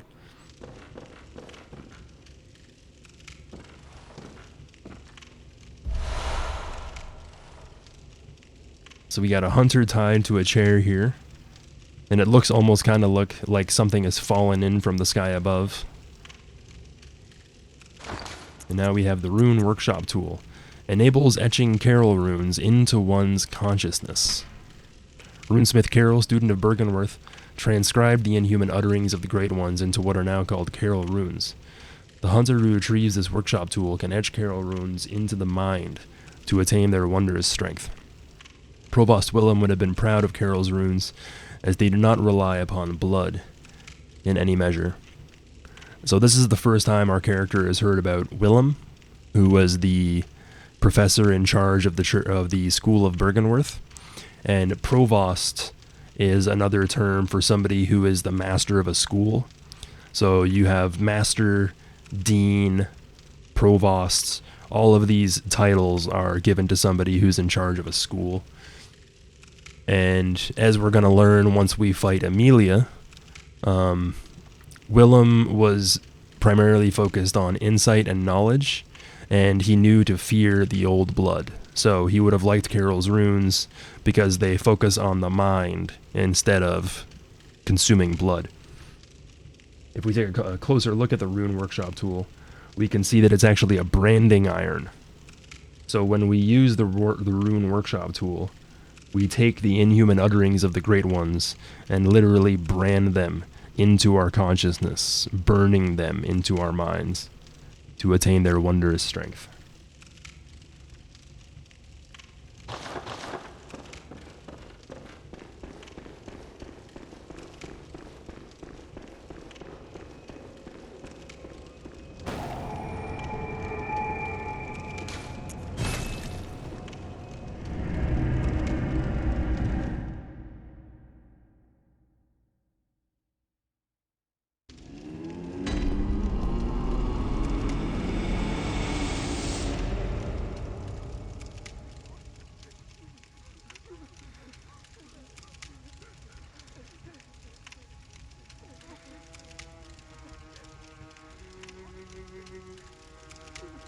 There we go. The transitions were a little bit broken, sorry about that.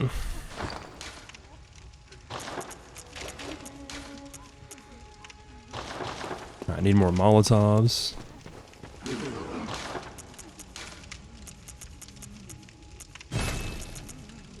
I'm looking pretty good on vials and bullets.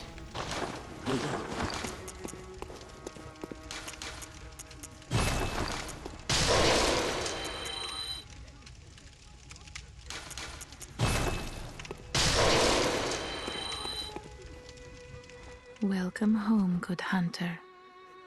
I hate What is you. it you I desire? don't think you Blended should die. Dawn. You Thank you are for the an follow. idiot. I hate your voice. There's no room Very on this well. paper to properly describe Let how the much I echoes hate you. become Go your die. strength. Let me stand close. Now shut your Hi, eyes. hello. Welcome on in.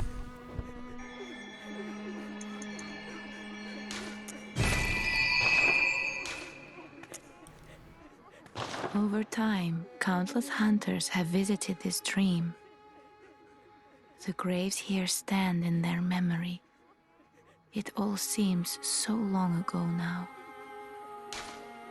Farewell, good hunter.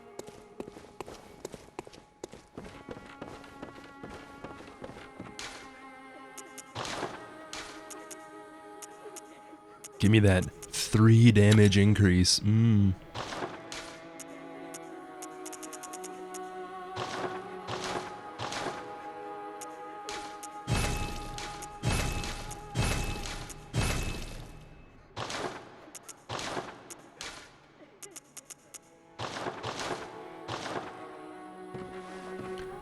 Big same, dude. Big same. I played the game once, and I was like, cool, I've had enough of that. And then, like, 6 months later, I came and played the game again, and then I played it again, and then I played it again, and then I was like, wait, I have no idea what the fuck I'm looking at. So I started reading the Pale Blood Hunt and watching the VaatiVidya stuff, and it was way down into the rabbit hole after that happened. Way down. Memorize a Carol rune to acquire its eldritch strength. So now we can equip the runes we've been finding throughout the game.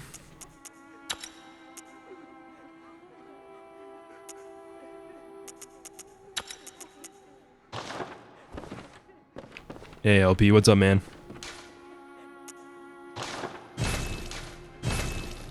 Actually, I had quite a bit of durability loss on that. Now that we've killed the Witches of Hemwick, we can buy the Shaman Bone Blade. Is that the trigger for that? I don't remember being able to buy those this early before. Or is that because I went into the Chalices? I don't know. A blade of bone coated with gruesome spinal fluid, used by old Labyrinth watchers, in particular those presiding over rituals.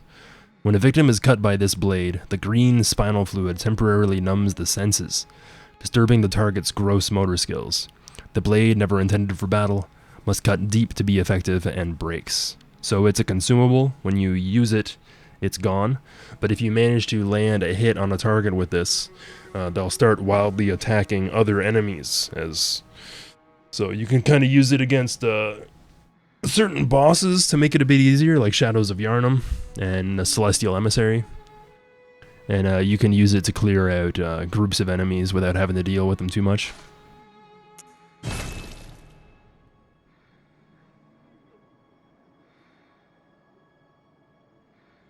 Yeah, I never found one of these yet. I thought you had to kill the madmen, or like a brain sucker, to get them or something. But I've only gone as far as Central Tumeru. I did Tumeru Chalice, then I did Central. So I'm thinking I must have got it from Central and then just never checked them.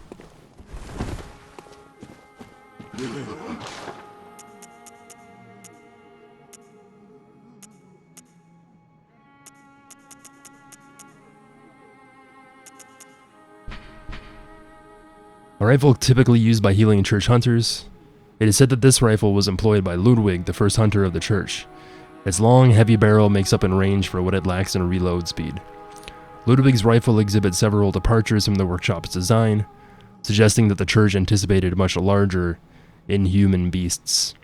Despite being called a rifle, it's still a shotgun, but it has incredible range on it, and if you're close enough to hit the target with all the pellets, it actually has pretty decent damage on it too. I managed to put some pretty good gems in it on my main character, and if I use Bone Marrow Ash, I can hit a single target for upwards of like 600 or 700 with this thing. So it's pretty outrageous. Hey Soul Java, what's up, man? And yeah, the early hunters of the church workshop would have been more focused on fighting beasts using serrated weapons and fire and stuff like that. So departures from that design means they were anticipating other types of beasts and perhaps even kin later on. And there was something else oh, the Tomb Prospector garb I can get now. It's really expensive though. Attire of tomb prospectors who explore the old labyrinth on behalf of the Healing Church. The Healing Church traces its roots to Byrgenwerth and is therefore aware of the ruins' true importance. They contain much more than mere hunter trinkets. Indeed, they hide the very secrets of the old Great Ones, sought after by those with the insight to imagine greatness. So Byrgenwerth was not only focused on studying the moon and the nearby lake, but Byrgenwerth was also the first group to explore the Chalice dungeons. So because Lawrence was originally a scholar of Byrgenwerth, and then he eventually left to go pursue whatever happened and found the Healing Church, basically. There are subsects of the Healing Church that still venture down into the tombs and are still focused on insight, despite being primarily focused on blood and transfusion and stuff like that.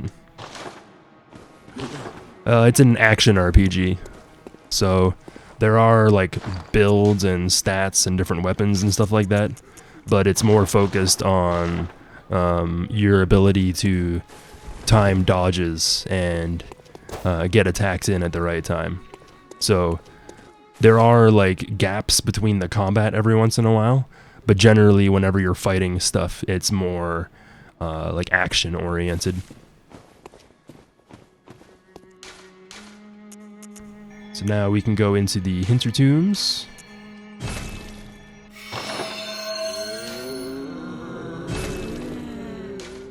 Hintertombs should be pretty easy compared to the lower Tumeru. And there's also some other items that I can get in here eventually. I don't think the gems I'm going to get in here will be that good, but there are some other items I want to get.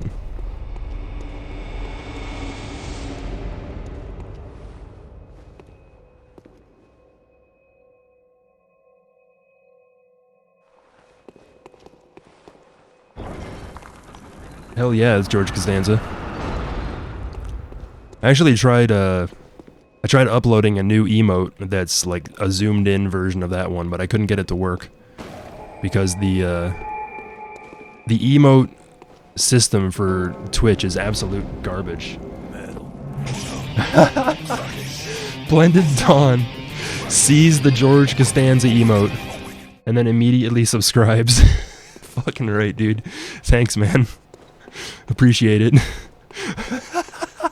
It's working. It's working. Oh, amazing. Is that George Costanza? Immediately subs. Oh, amazing. 10 out of 10.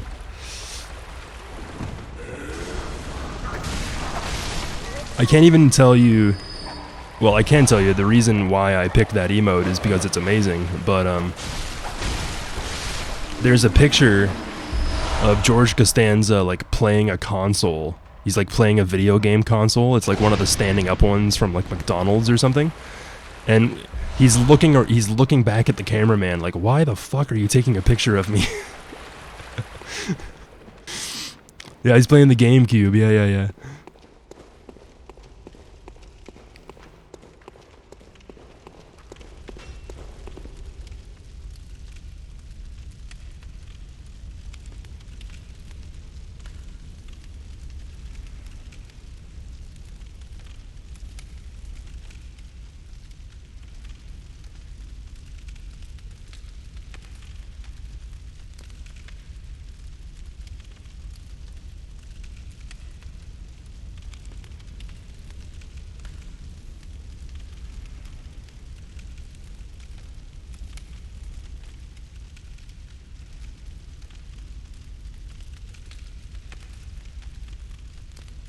Yeah, that's where the emote's from.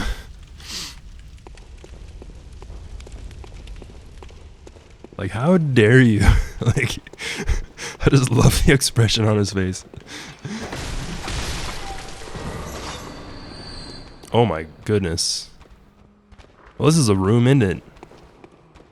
Come on now.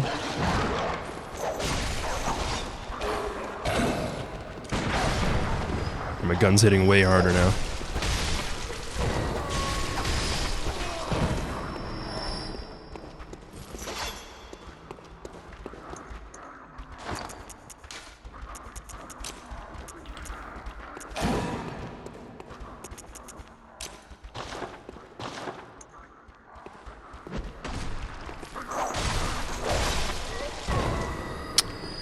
I don't want to fight both of these things at once.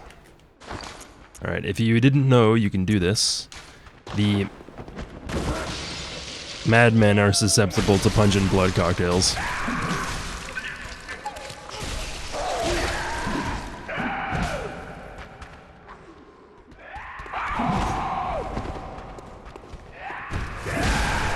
Diggity damn it, get away from me.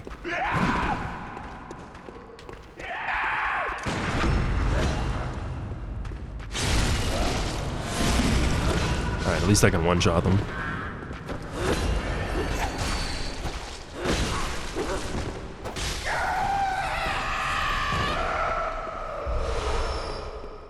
So they are called Crazed Madman or something like that, but you can also refer to those enemies as sages because they drop both the sage's wrist and the sage's hair. And if you noticed when I got grabbed by the witch there, for some reason, when the Hemwick witches grab you and pluck out your eyeballs with their little bird scoop, you can hear a baby crying, which I've always found kind of curious. I've never really necessarily been able to justify it with a lore reason, but it is still kind of curious.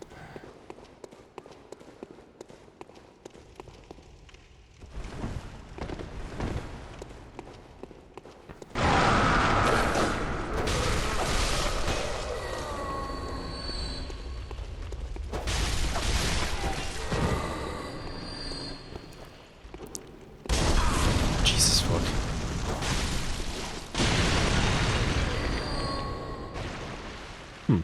As we explore the chalices, if there's a door that we haven't crossed through yet, the little messengers will have an unlit lantern, but as soon as we cross through the door for the first time, the lantern will be lit. So if you're constantly running around in a loop trying to find your way around that particular Chalice dungeon's lair, you can kind of use that as a guide. You can also use shining coins to let you know whether you've been down that path or not. Hey Sanguine, what's up, man?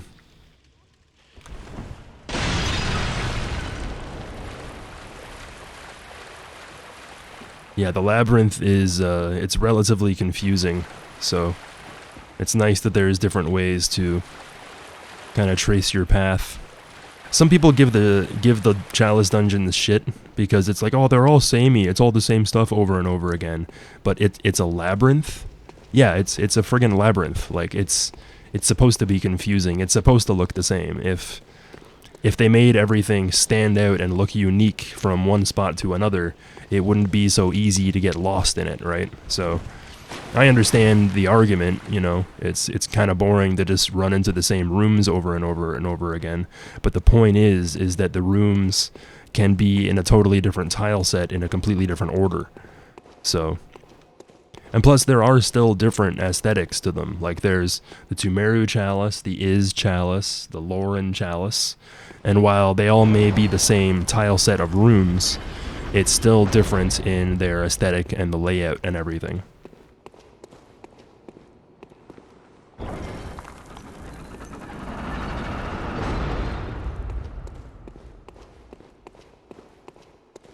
And we also have to keep in mind that when it comes down to the layout of the chalices as well as the dungeon or the gem system and stuff like that, I don't necessarily think that FromSoft was able to pull off their complete vision of the Chalice dungeons. There's evidence that at one point in the development there was a boss rush mode, and since roguelikes have become so popular in the last few years, people have also said that if the Chalice dungeons had a kind of like a roguelike system in play where you had to try to get to the end, but if you died partway through you'd have to reset. I don't know, it's just kind of cool to think about that sort of stuff, even if there isn't a lot of evidence to say that that was part of FromSoft's plan. And I think there actually is evidence for that too, like there's game files and lines of code and everything that kind of hint at all that sort of stuff.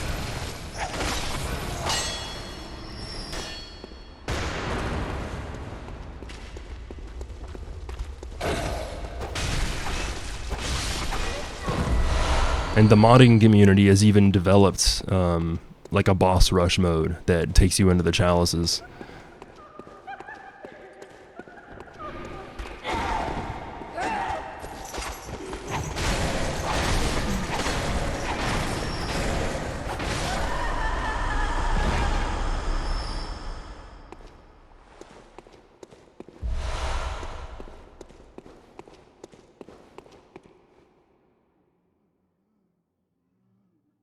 Yeah, I think the main thing is that people usually can't be arsed to do the story chalices more than once.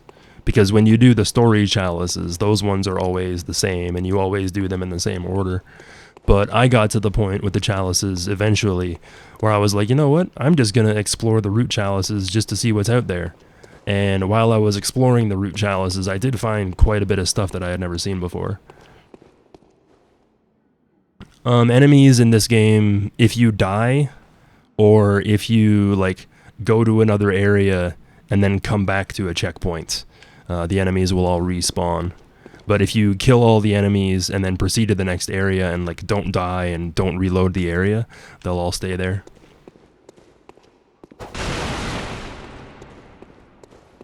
Yeah, I think that FromSoft kind of fucked up by like once you get the Queen Yarnum, the Yarnum Stone, it should effectively unlock all those chalices on all your other characters.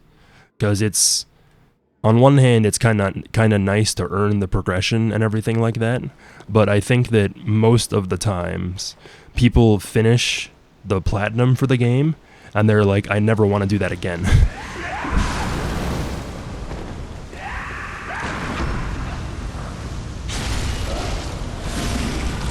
Like, I like the chalices and the gems and all that stuff, but I definitely don't really see them as user-friendly by any means.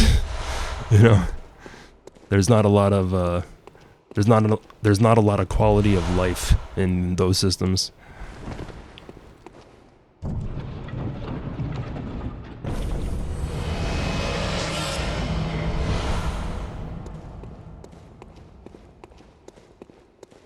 I think it's if you visceral attack like any enemy and then you come back to that area, you see the blood liquor dudes.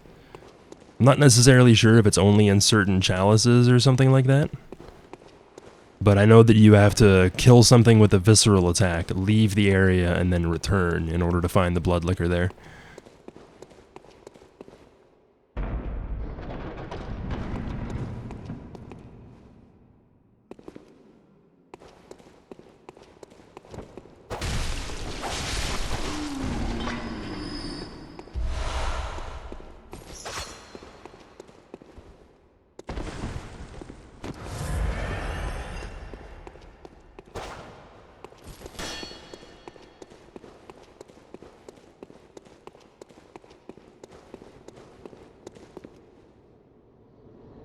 And this was a pre-boss. Pig? Pig!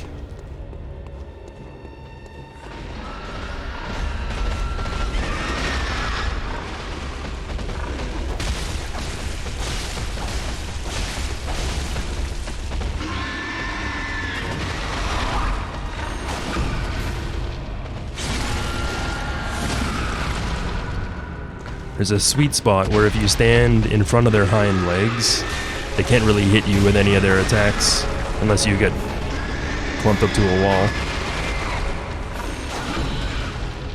See ya.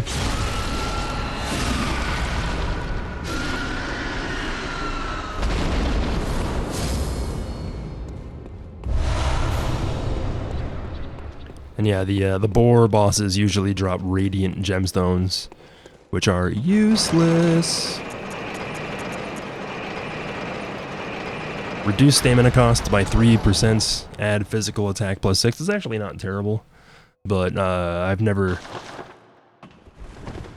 there's never a situation where you're like, oh, I need to use a radiant so I can have reduced stamina costs. Like, the stamina in this game is barely an issue as is, especially if you have the runes for it.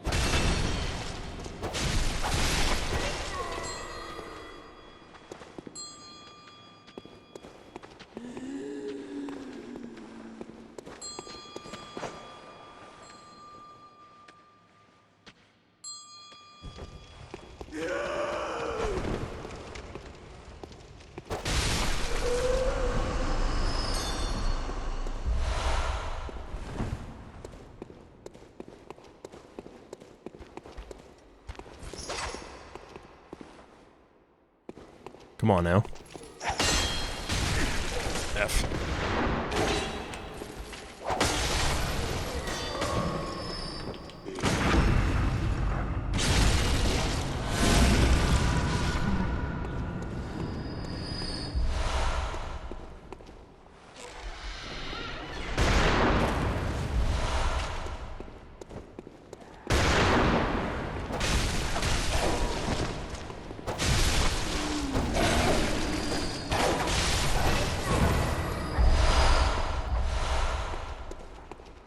You can see how in the Hintertombs, apart from all the giant pools of poison, a lot of the enemies also do additional poison damage.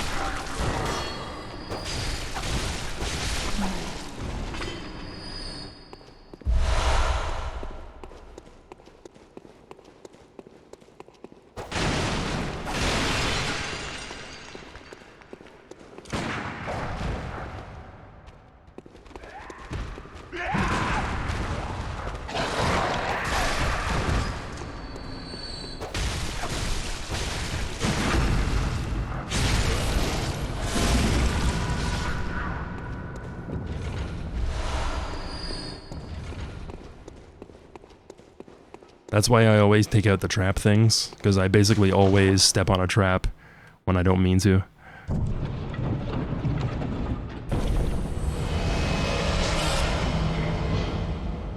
Nice.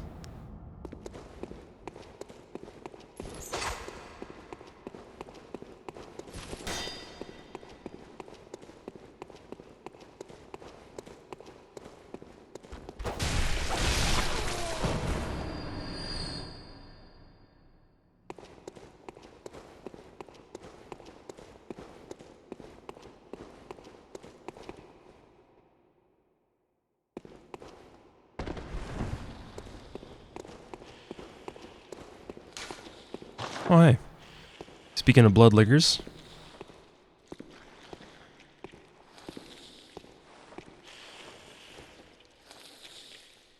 Yeah, girl.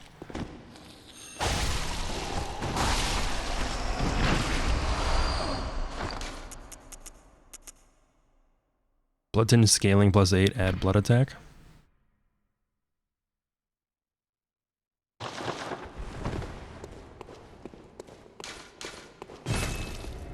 Hopefully I touched the lantern before exploring this area.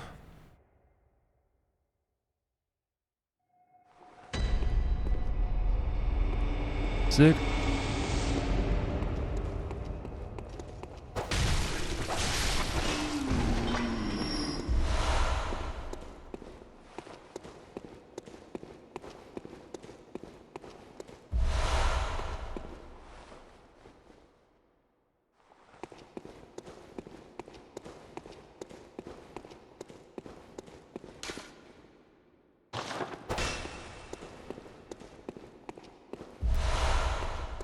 Even though I know where most of the illusory walls are, I still can't help testing it out.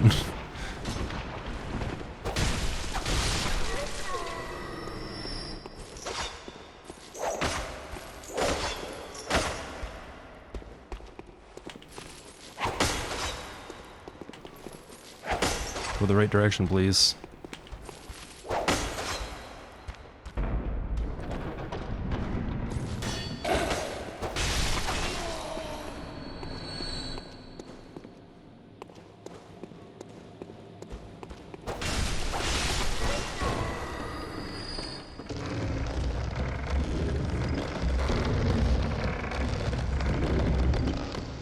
So this is the one Undead Giant room. Sometimes there's two in the same room, so you gotta be really careful.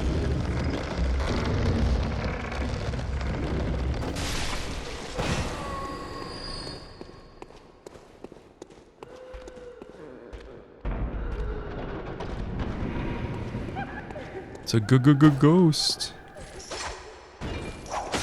Oh, she fell down the ledge. Excellent. Stupid ghost.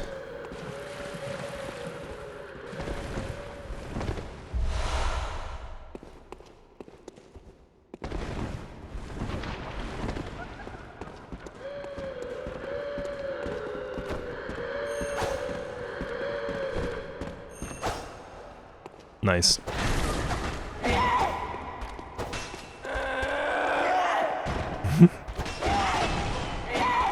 Oh.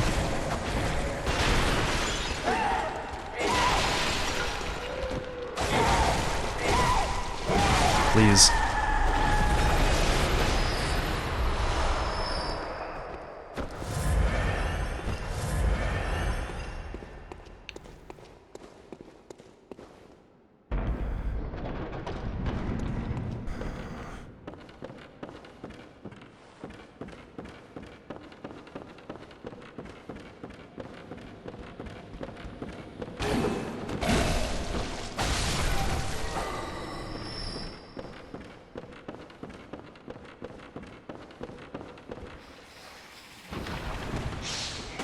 Hello, Snake. Hello, Madman.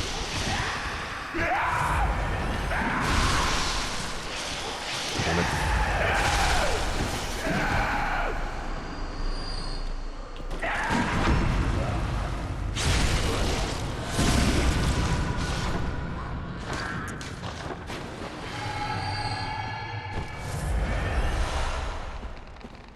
Oh yeah, that's the deal with the Hinterlands, is you can get murky and dirty gemstones, which give you poison damage. I think murky is slow poison, and dirty is rapid poison. Ooh, tempering 3.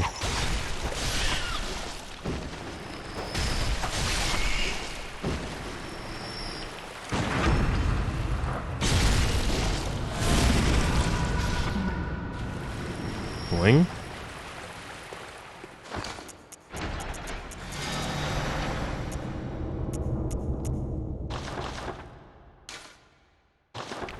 May as well fight this Undead Giant and see what they drop.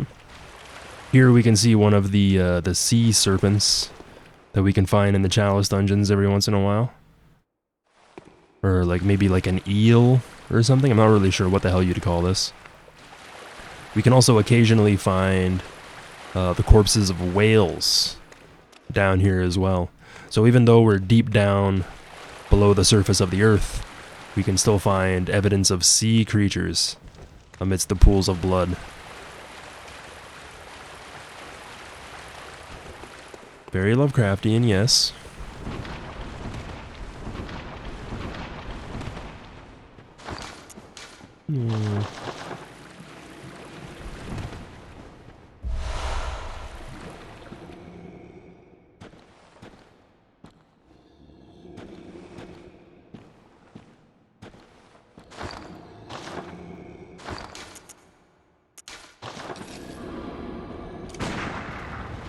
That wasn't very much damage.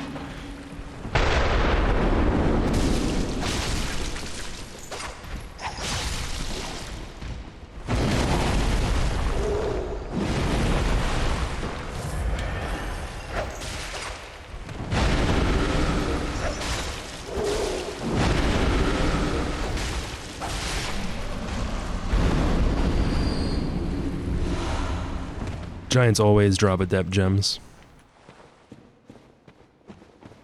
I'm not even sure if they can drop other types.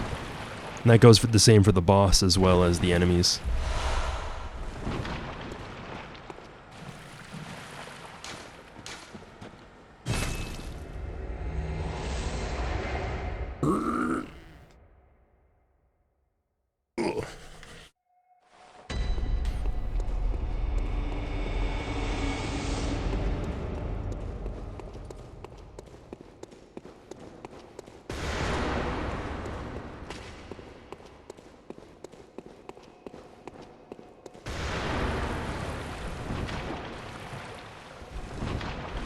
Is the lever... The door's on the bottom here, isn't it? There we go.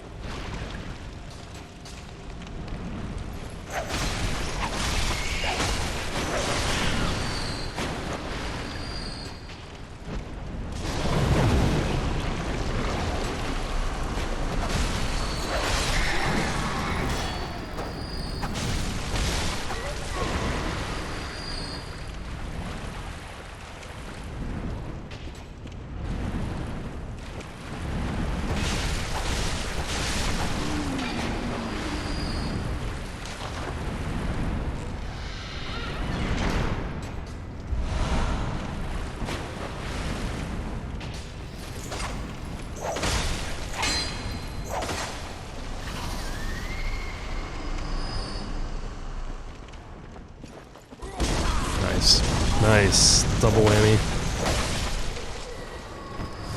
I hate how even if you're point blank, they're scripted to freaking throw Molotovs at your face. It's brutal.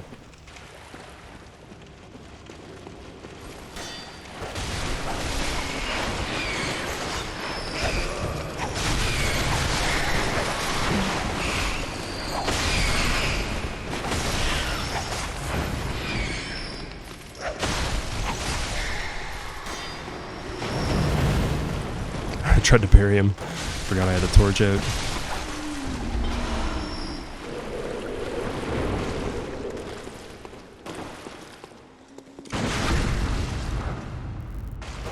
What?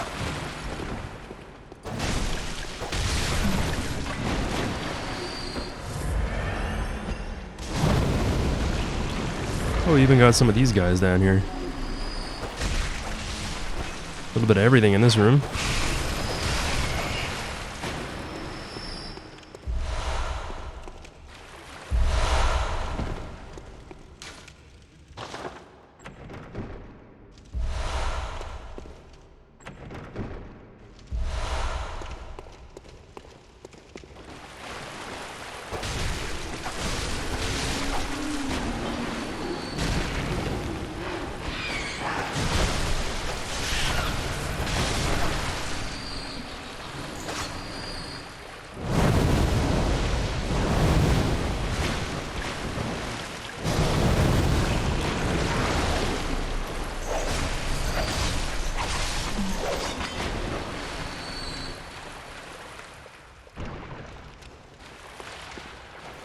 I think I know the games that you're talking about. But the one has a really hard to remember name, like Lymentria or some bullshit like that. There's another one that doesn't really match the aesthetic, but there's another Soul-like game in development called Bleak Forsaken or something like that, and I've had my eye on its development for a while. They finally got their shit optimized so that the game runs at 60 FPS, and it looks so much better than it used to. It's got like destroyable stuff in the environment and huge boss battles, and it's got like this really like bleak kind of like futuristic medieval look to it, and it looks awesome.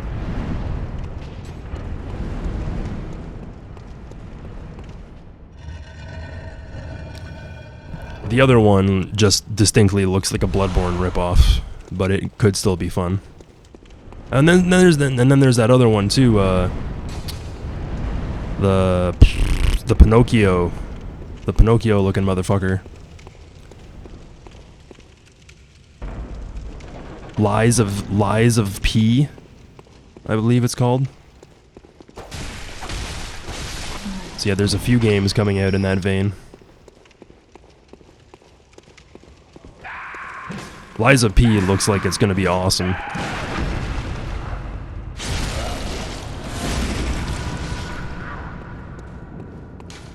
Lies of Pee-Pee. Pascal's Wager?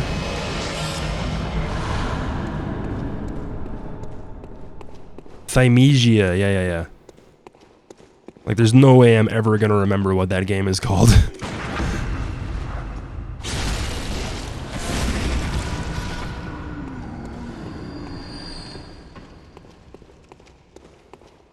Thymesia.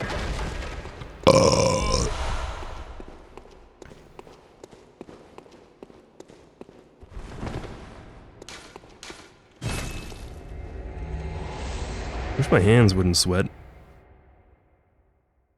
Like, it doesn't even matter if I'm playing a game nowadays. My hands are just fucking always sweaty. I don't know why. I need to change something about my diet or something. It's real irritating.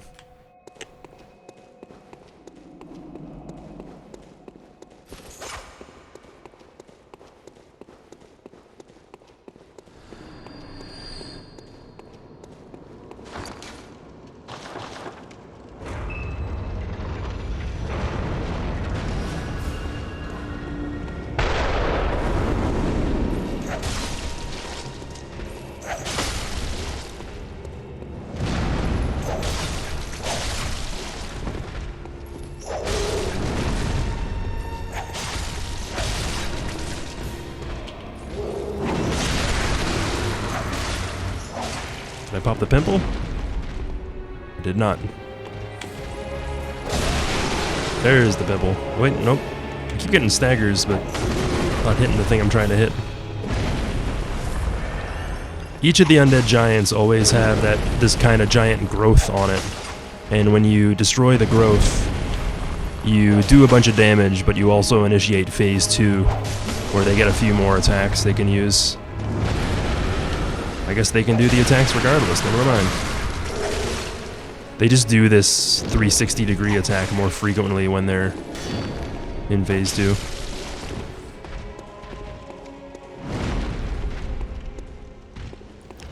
You can see how the cannon is chained to its arm.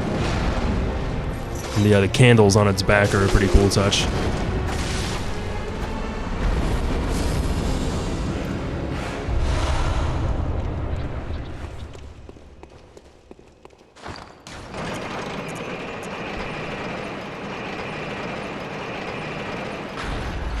Root chalices are said to change the labyrinth's form each time. The Hintertombs are unceremonious home to graves and death, cesspools of noxious snakes and insects.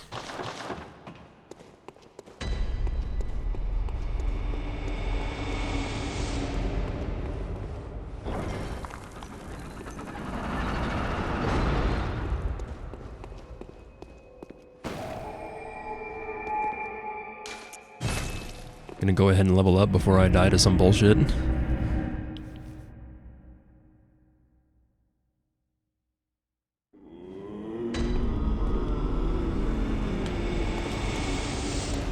Welcome. Very well.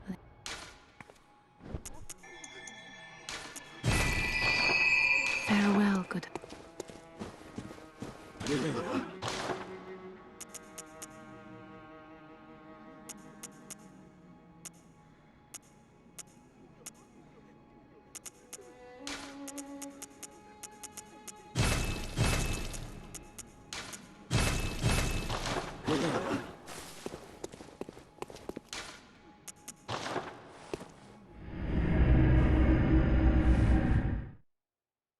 I like to be able to have some points in arcane on these kind of runs, so that way I can show off what the different hunter tools do, and show how they're effective.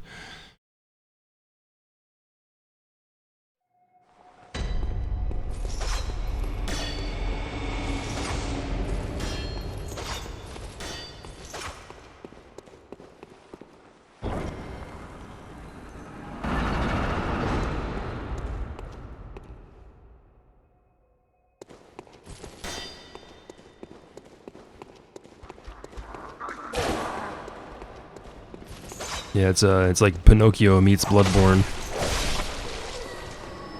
which is not a sentence I would thought I'd ever hear myself saying. It looks pretty badass though, like it's got kind of a dark kind of vibe to it, and I hope they pull it off.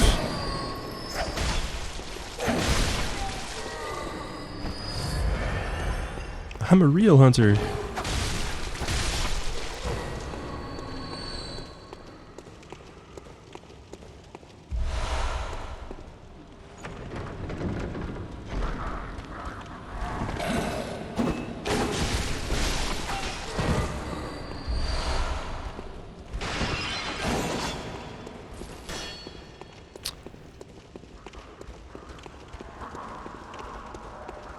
Bell lady is probably down here somewhere.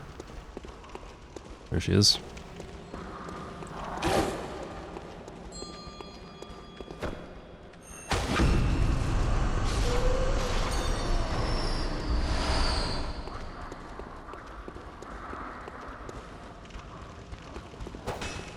Where are you coming from?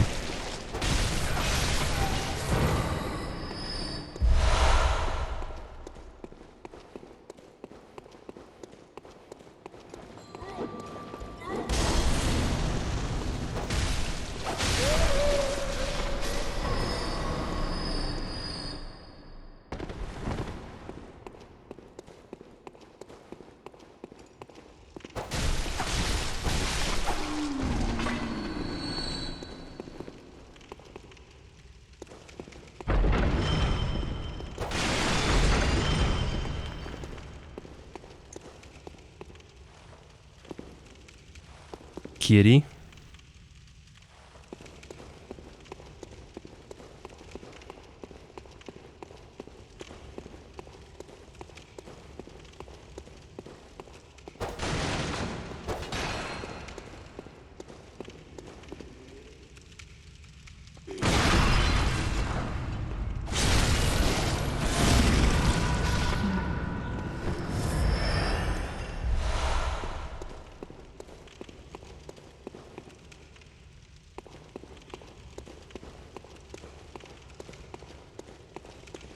This door probably can't be opened from this side.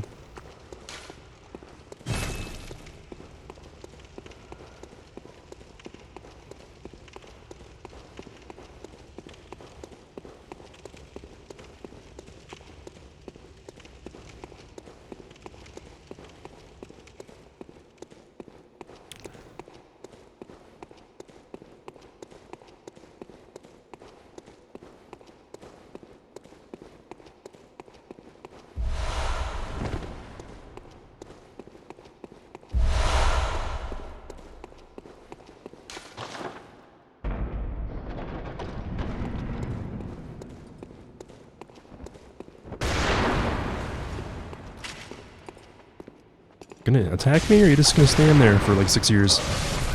Jesus.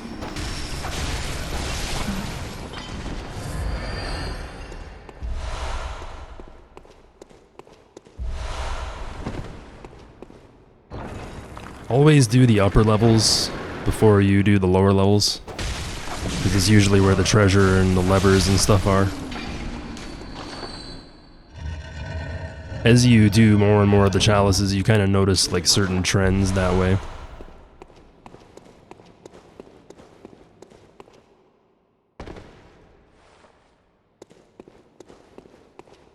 This will be that shortcut.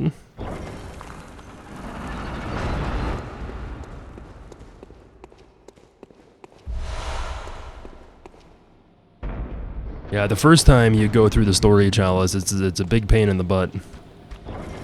I've ran into a few people who have, when they were trying to find the queen, they opened up a bunch of root chalices and wasted a bunch of mats. So they had to farm them all up again and open a bunch of stuff they had already closed. So that's the best piece of advice I can give anybody, is don't do root chalices. Ignore root chalices, and then just do whatever chalices you get, except for Hintertomb. Hintertomb isn't required to do the achievement, but do all of Marrow Chalice. That'll get you the central Marrow Chalice. Do the central, and then you'll get lower. Do lower, and then you'll get defiled. And then once you acquire the defiled chalice, you need to do a bunch of other stuff in order to get the mats for it. Like, you need to go to Lauren and farm up like Ritual Blood 4 and a bunch of that stuff. So there's a bunch of guides out there as well that make it a bit easier.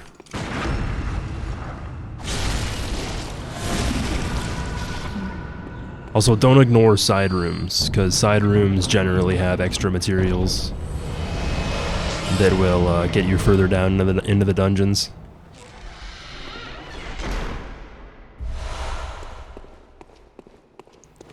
Aside from a couple cases, they usually supply you with everything you need, but you have to do the side rooms in order to get that stuff.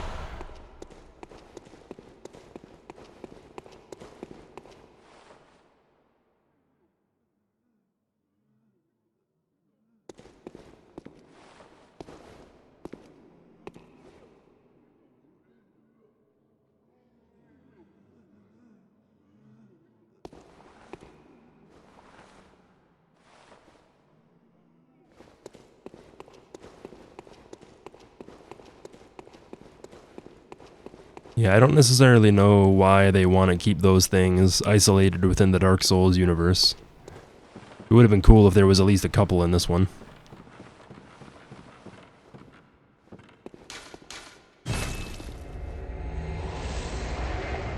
Or like not even necessarily like mimics, like traps that are, or chests that have traps built into them. So if you don't open the chest and then like dodge away, you get like poisoned, or arrows lobbed at you or something to that effect.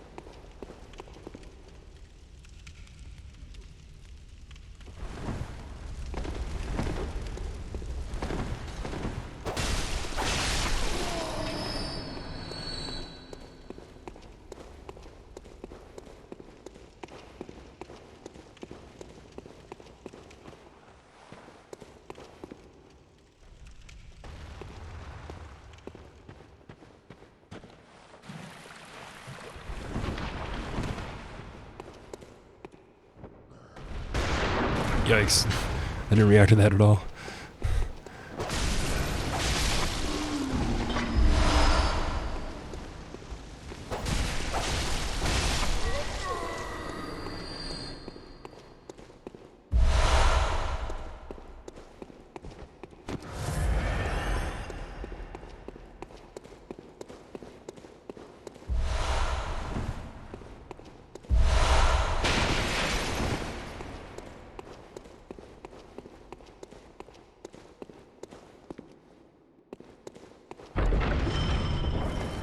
Hey, iPath. How are you, man?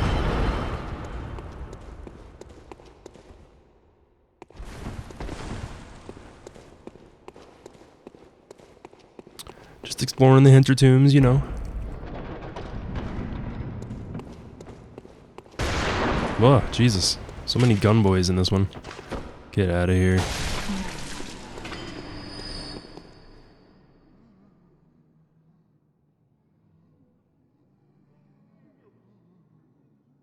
What? Why is... What happened here? How did this thing die on its own? What the fuck? Did it get poisoned somehow, or... What the hell? Never ran into that before, and I've done this dungeon a ton of times.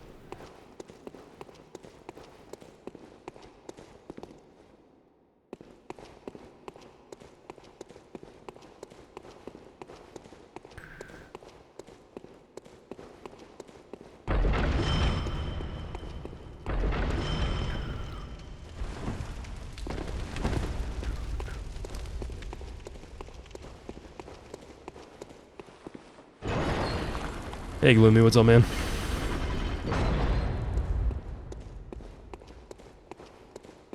And driving around in a cursed placenta. Beep beep. When is the modding community gonna make Bloodborne cart? Like, seriously. Get with the program, modders. Make it happen.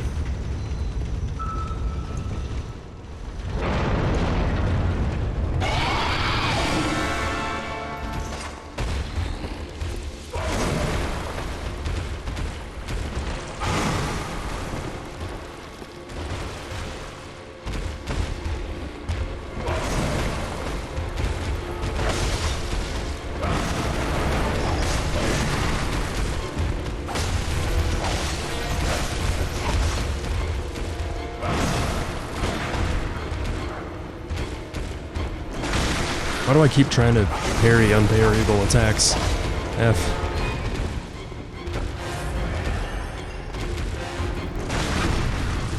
Oof.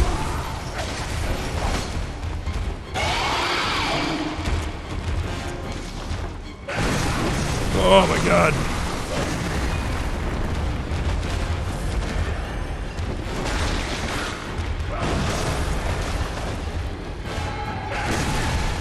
I'm just messing up everything.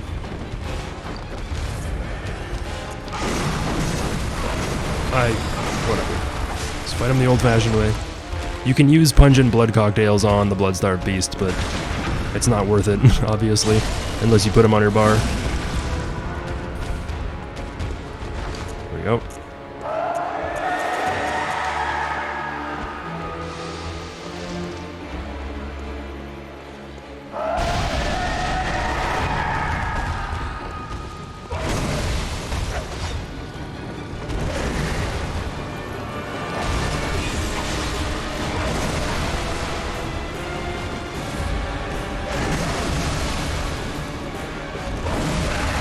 No! Oh no. Of course it follows up with that attack. I fucking hate this fight. Why do I suck so much at Bloodstarved Beast lately? What am I doing fucking wrong? Like, why am I trash at this fucking fight lately? For no fucking reason. It's so easy. It's so easy. Free backstabs, free parries, but I can't do shit because I'm sitting here trying to fumble through my fucking controls and use punch and blood cocktails like a stupid idiot. Fucking Christ. Easiest fight in the goddamn game, and I fuck it up 3 times in a row. Stupid.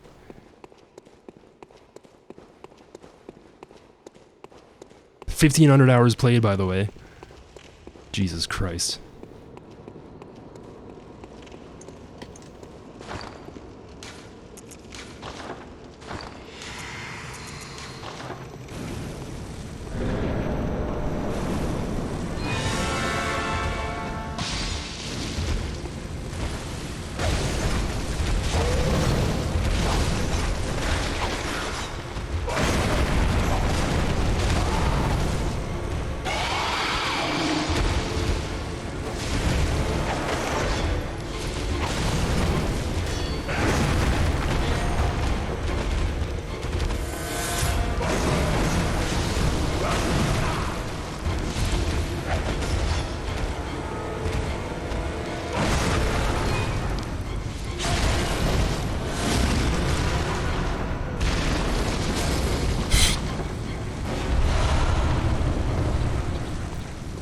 Jesus.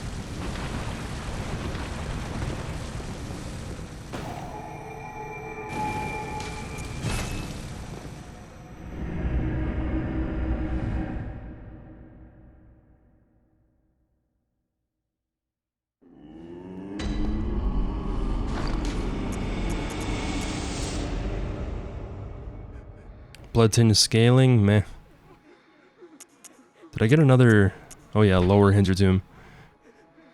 To this day, the Watchers continue to expand the Hintertomb's unceremonious catacombs to the great. Nah, so there's nothing new in this one. Hintertomb Root gives us something new, but it doesn't tell us anything new in Lower Hintertomb. I don't think there's really a... Oh, Lower Hintertomb has the Madmen, doesn't it?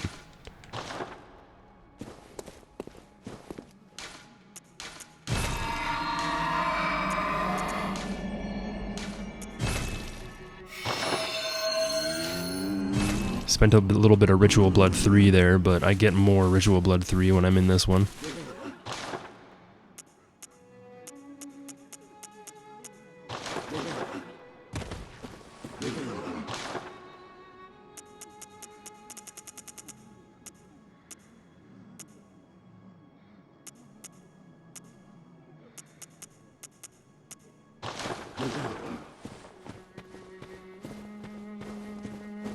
I don't think this is enough to level up.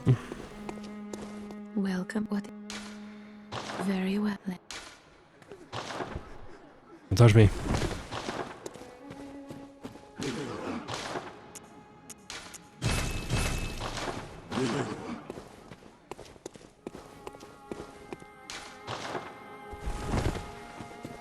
Gurman. No Gurman.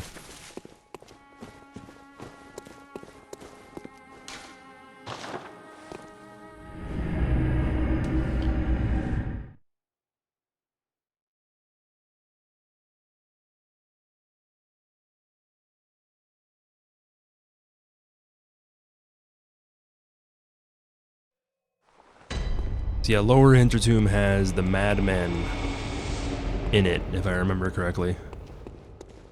So I'm gonna skip as much stuff as I can this time and just try to get to that boss. I won't finish this Chalice dungeon unless I need Ritual Blood 3 or something.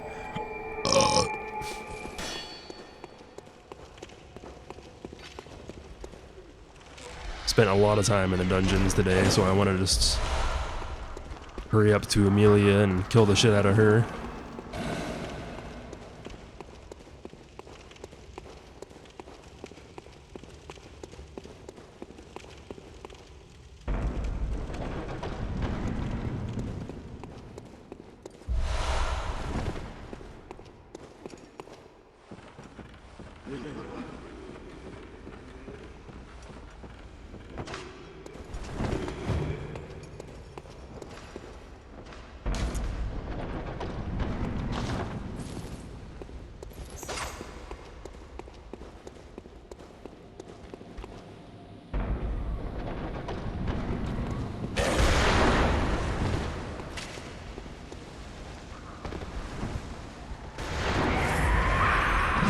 Nice roll, dude. Nice fucking roll, dude.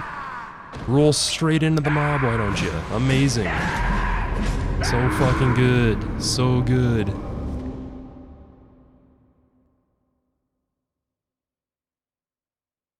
I hate that you can just roll straight into enemies and just not move sometimes.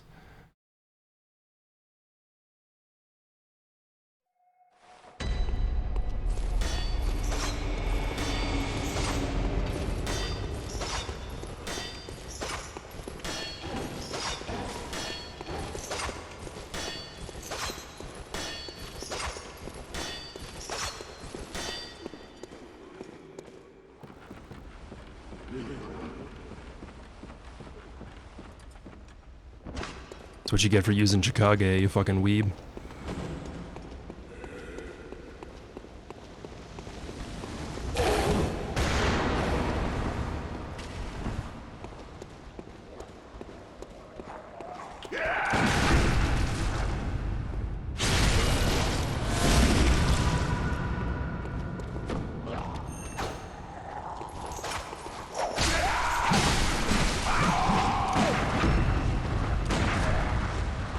Why are you alive?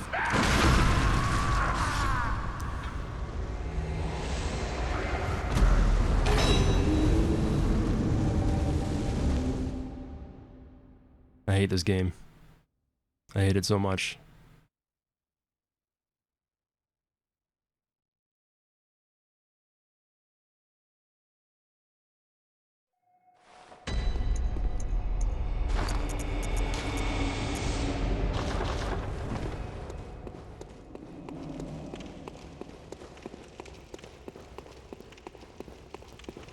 Why do I keep running that way? Done the same thing 3 fucking times in a row and I still don't know where to go.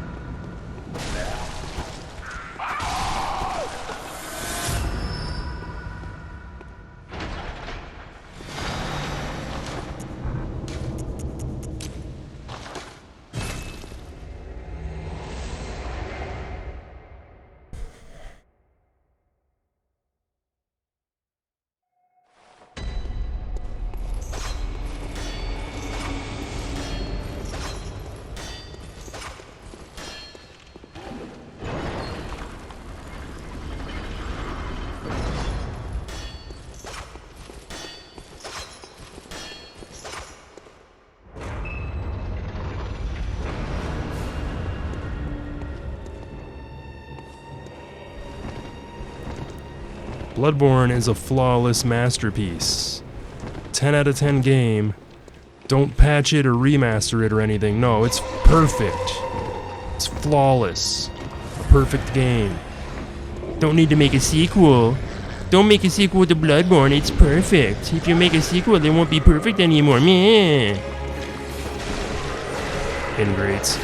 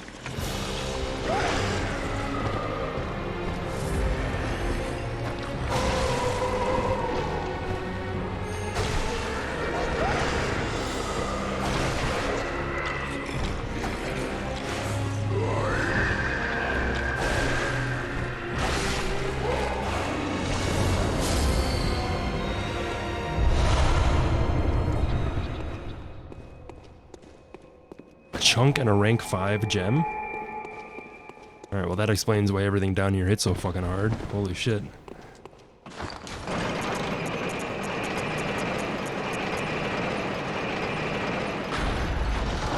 course it adds arcane attack. Of course it does. It's probably still an upgrade, but it's not that good. At least it's flat arcane instead of scaling.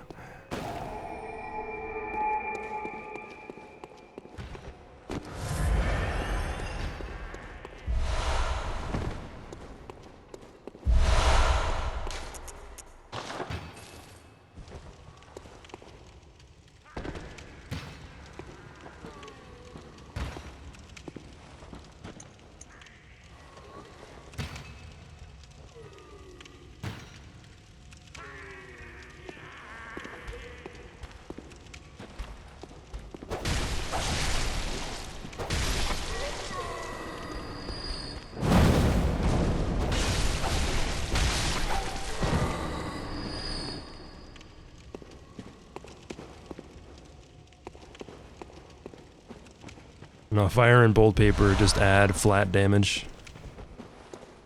And bolt paper and fire paper are the same as the arcane buff as well. You need arcane in order to use the arcane buff, but it still just adds flat damage.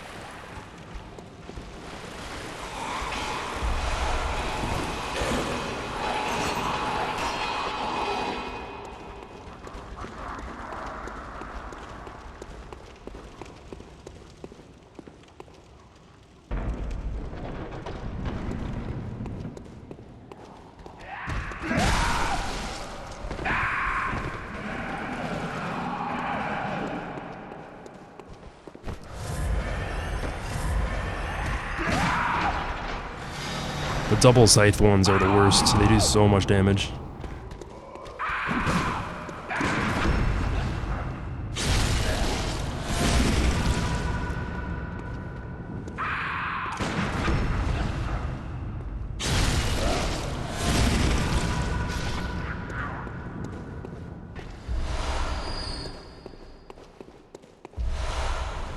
Ritual Blood 4, so yeah, this is definitely a deeper layer than I should be doing, but hey, if I get some extra chunks out of the deal, it's all good.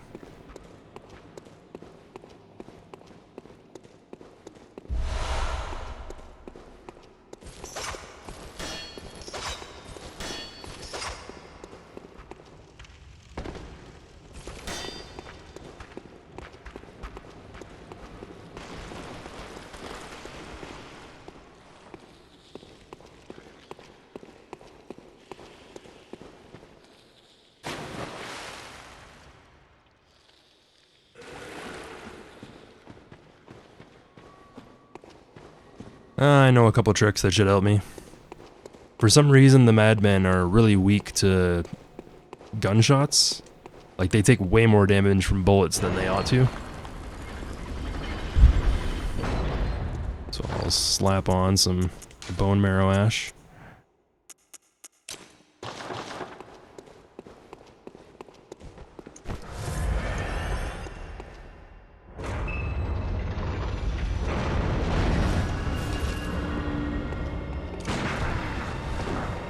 Maybe it's only the other one or something? That doesn't seem like it's that good damage.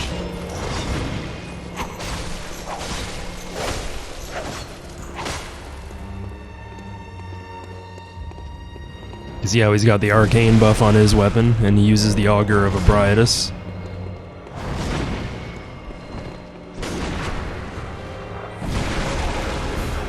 Yeah, see, even without the bone marrow ash, my bullets are doing way more damage than they usually do. They use a call beyond? I didn't fucking know they could do that.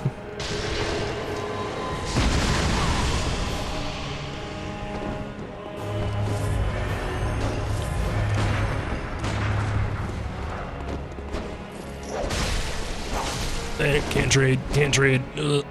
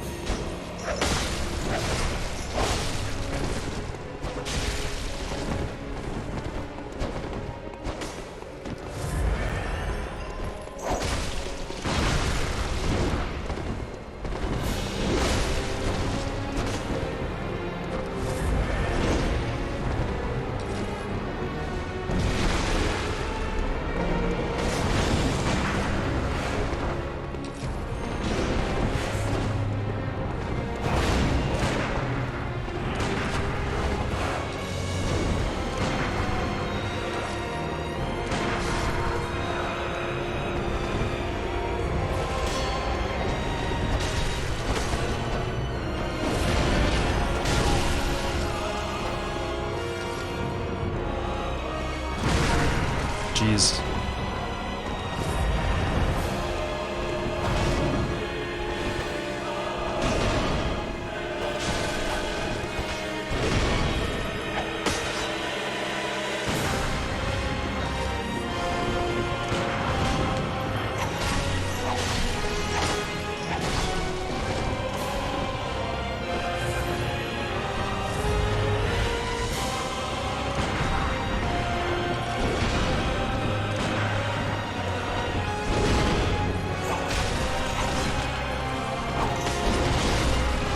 Doesn't do that much damage. The other guy hit way harder because of the buff, probably. And we get him through the wall. First try, let's go.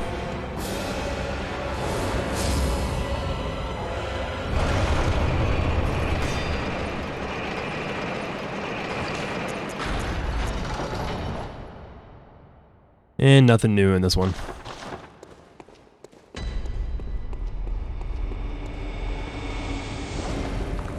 Had to cheese a little bit with the bone marrow ash, but that's fine.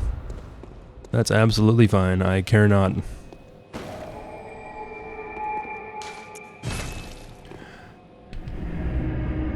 Alright, that's enough chalices for today, I think. Oh, Jesus, fuck.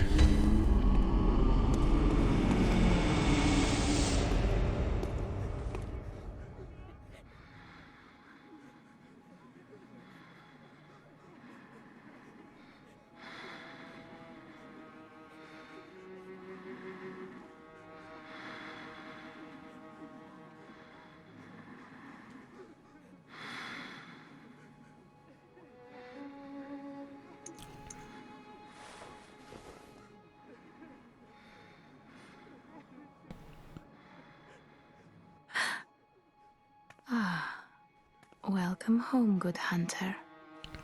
I must have drifted off. What is it you desire? Very well. Let the echoes become your strength. Let me stand close. Now shut your eyes.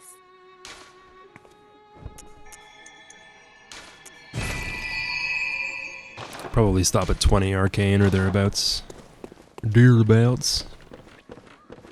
See if this gem is any good.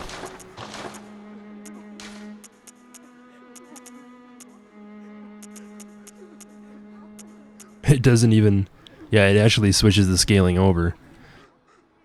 It doesn't just add flat arcane attack, it switches it over. Feels bad.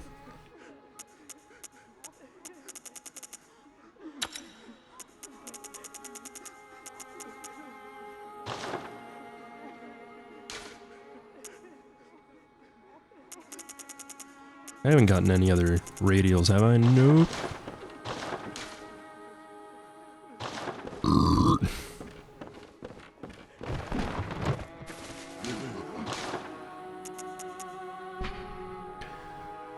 Most tomb prospectors, members of the healing church chosen to explore the old labyrinth, are unable to withstand the weight of the old knowledge and go mad. This attire is worn by those lost souls. Truth often resembles madness, inaccessible to the dull of mind. Those who go mad are merely thoughtful souls who failed to reach any conclusions. The appendages draped across the garb are said to be a kind of protective charm, or at least that is what those lost souls believe with all their hearts.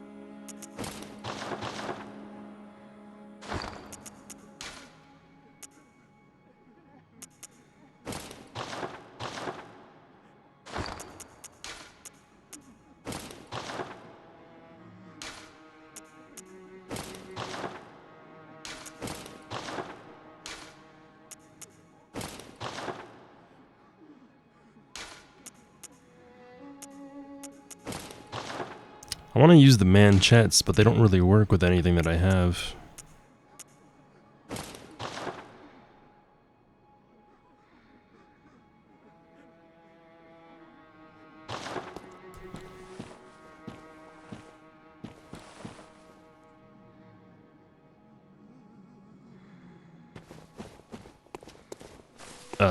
Well, if the madmen used to be tomb prospectors and they work for the Healing Church, they probably had something to do with Ebrietas, because they use Augur of Ebrietas and a Colbion in the fight. So they're obviously tied to Noodle Mama in some way, shape, or form. Yeah, let's go destroy Amelia, I guess. Before I go any deeper into the chalices, I want to have a nice supply of beast blood pellets, because the bosses are going to be harder.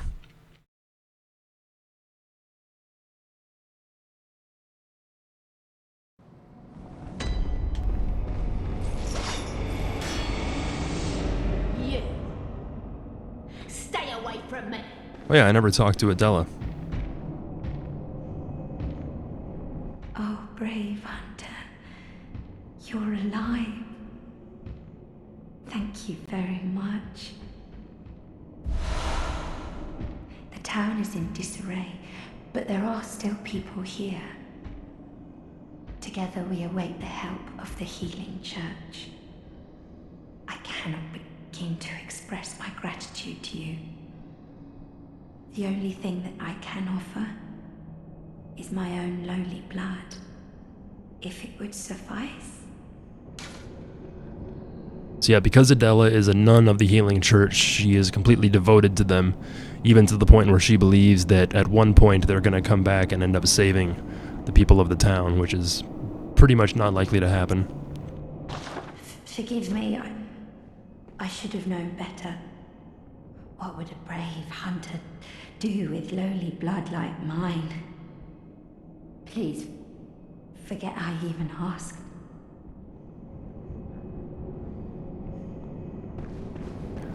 So the interesting thing about Adela is that if you take 3 of Ariana's blood, Adela will kill Ariana after you kill the Vacuous Rom. As well, if at any point we talk to Ariana while Adela is present, she will eavesdrop on the conversation. I'm sorry. I'm afraid I can't help you. Unless you've had a change of heart. Oh, good. Come close, dear. I knew you'd be back for more.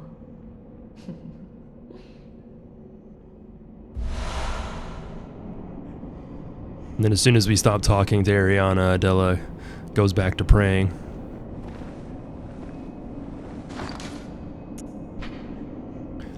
Blood taken from Ariana, Cathedral Ward, Woman of Pleasure. The sweet blood of Ariana restores health points and temporarily speeds stamina recovery. A member of the old Healing Church would know that her blood is similar indeed to precisely what was once forbidden.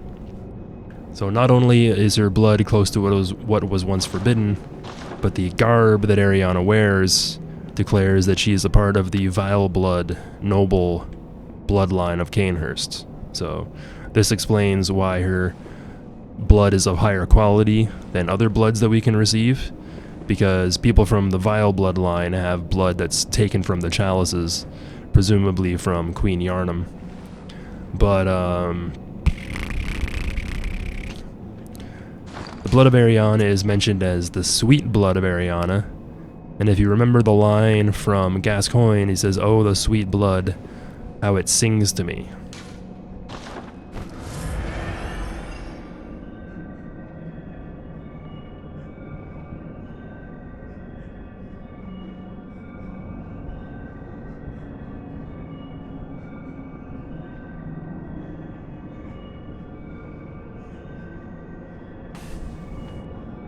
And that green buff returns stamina faster while we have it up. Ah, brave hunter. What is it? Have you renewed thoughts on this matter? Yes, of course. Coming close. Now. Take my blood.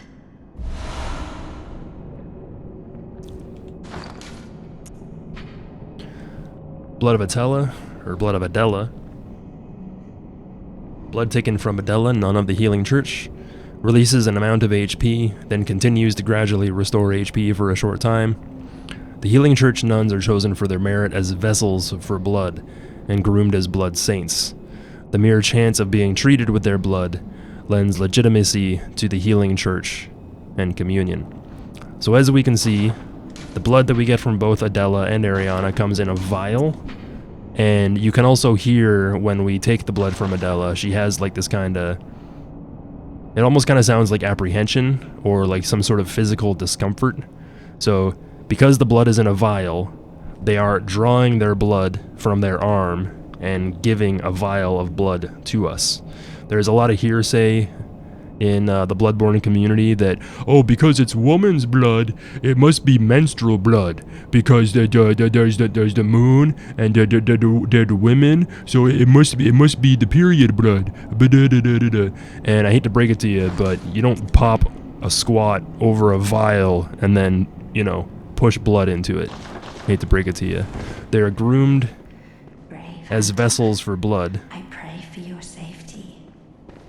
Because they're trying to find viable candidates to bear a child of blood so that they can experiment on them. Okay?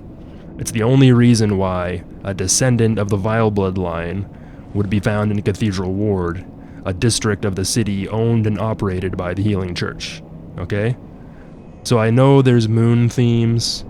I know that there are tools that allow you to take blood from menstruation and stuff like that, but I think that it's all just hearsay and bullshit. So, you know, take that how you will.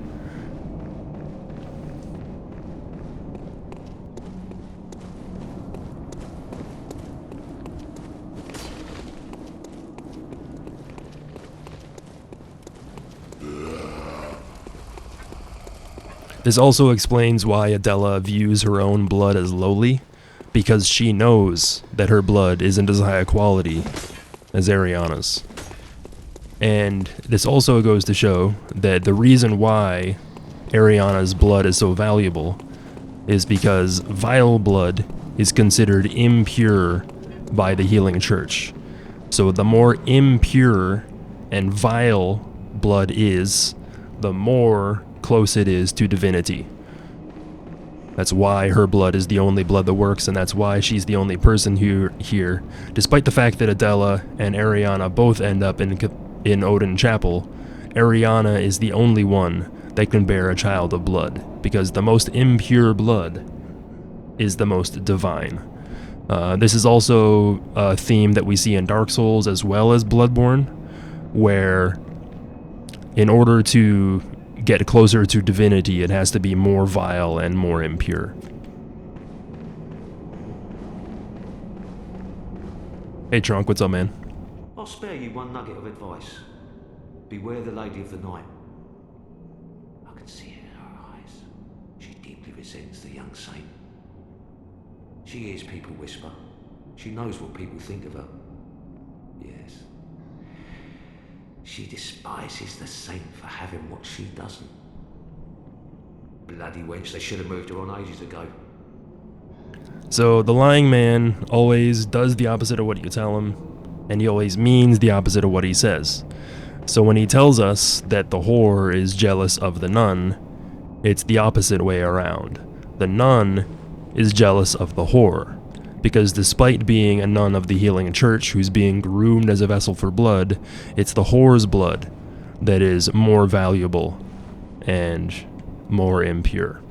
This is also why when you take 3 of Ariana's blood, Adela is driven to kill Ariana, because when we take 3 of the blood, she sees the vile blood in us, and this drives her to attack us later on in her quest.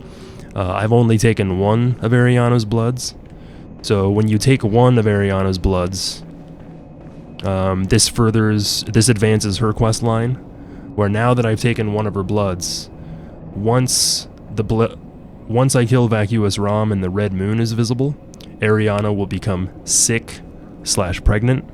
And then once we go forward from there and we kill Mikolash, she'll end up giving birth to her Great One Child of Blood. But if we take 3 blood from Ariana, this triggers Adela's murder of Ariana.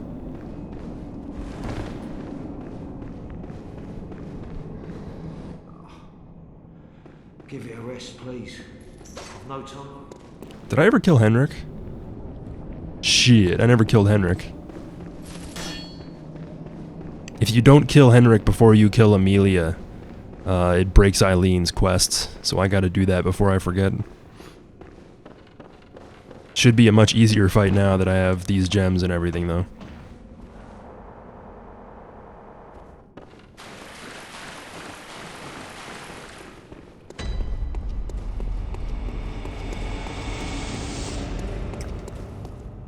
Alright, so when I kill Henrik, I want you to take a close look at my character, because when you kill stuff, or when you use blood echoes, or cold blood I should say, you can see how particles kind of swirl in and go into my body as I absorb the echoes.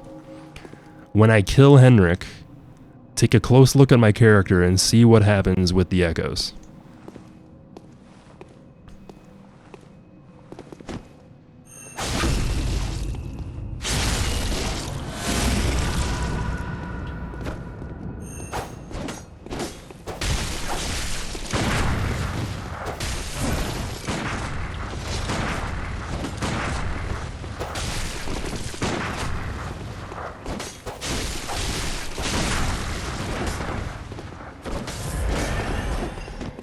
Partway through the fight, Eileen joins the fray. She threw a throwing knife at him while he was gesturing. Lamau. Alright, so look at my character.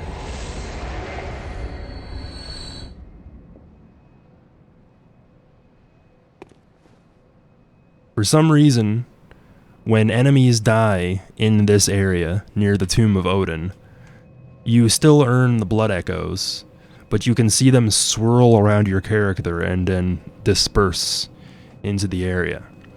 So I used to think that these particles were just like ashes from the burning of Old Yarnum, or perhaps like mold from all the bodies and blood that's lying around. But now I'm kind of thinking more that I don't really want to just go out and say that these are blood echoes that are floating through the air, but it kind of seems that way, to be honest. We could also kind of maybe interpret that they might be arcane haze, and that maybe arcane haze is just like a part of blood echoes or something like that, but that's getting pretty far into left field. Like, I'm not really sure about all that. But there's a couple enemies down here. If I were to pull those enemies up to this area and kill them, we would see the same thing happen. So it seems to be some sort of like scripted event that happens while we're near the Tomb of Odin. So I've always thought that was kind of interesting once I noticed it.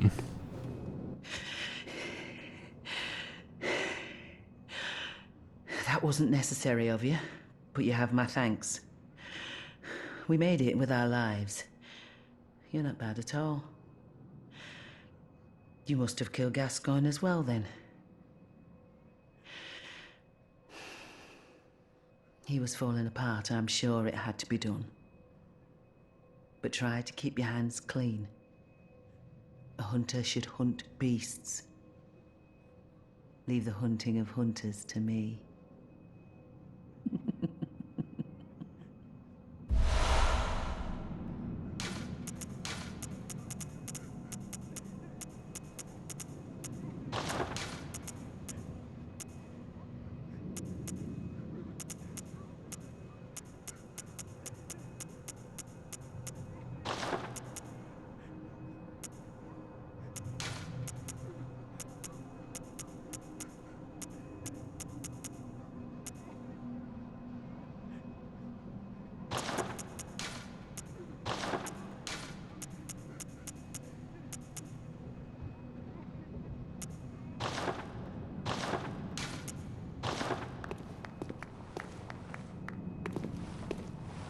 So when you kill Henrik, he drops an air rune.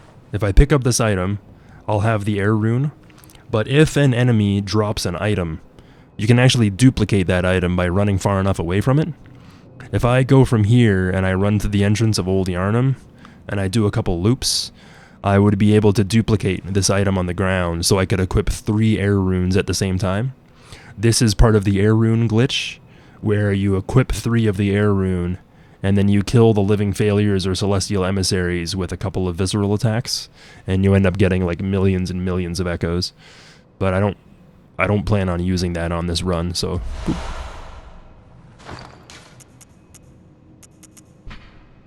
A carol rune that transcribes inhuman sounds. The air sees sentimentality and the warmth of blood, and acknowledges visceral attacks as one of the darker hunter techniques. More blood echoes are gained from visceral attacks. Perhaps the air is a hunter who bears the echoing will of those before him. So we read in the thick cold blood that a strong will produces thick blood, doubtless the product of obsession, a potent source of human strength. And air is, if you have a kid, if you have a child, that child is the heir to your bloodline. Whatever you have done in your life, whatever lessons you have to teach, whatever items you may possess, are passed down to your heir. So in terms of Bloodborne and the hunters and everything, when we kill people, we literally absorb the echoes of that soul. We absorb and ingest, if you want to put it that way, the echoing will of that person.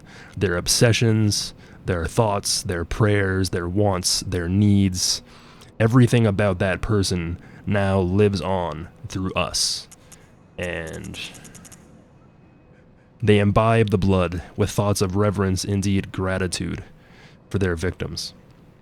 And this is unique to something that are to hunters sustained by the dream, because hunters sustained by the dream use these blood echoes as a resource to level up using the doll, right? So while there is a direct parallel between the soul of somebody and their blood echoes, the blood echoes, like, because of our position within the hunter's dream as hunters, it allows us to absorb that sort of stuff. So it's turning the metaphysical into the physical. Try to keep your hands clean. Yeah. Leave the hunting of hunters to me.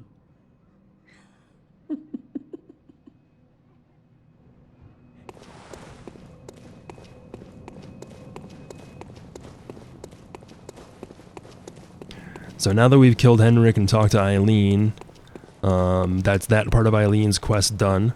Once we kill Rom, we'll be able to fight the Bloody Crow of Canehurst and receive the rune from Eileen. If you kill Eileen at any point before this, you can still get her badge and then buy her weapons and her outfit, but the only way to get the Covenant rune is to complete her quest.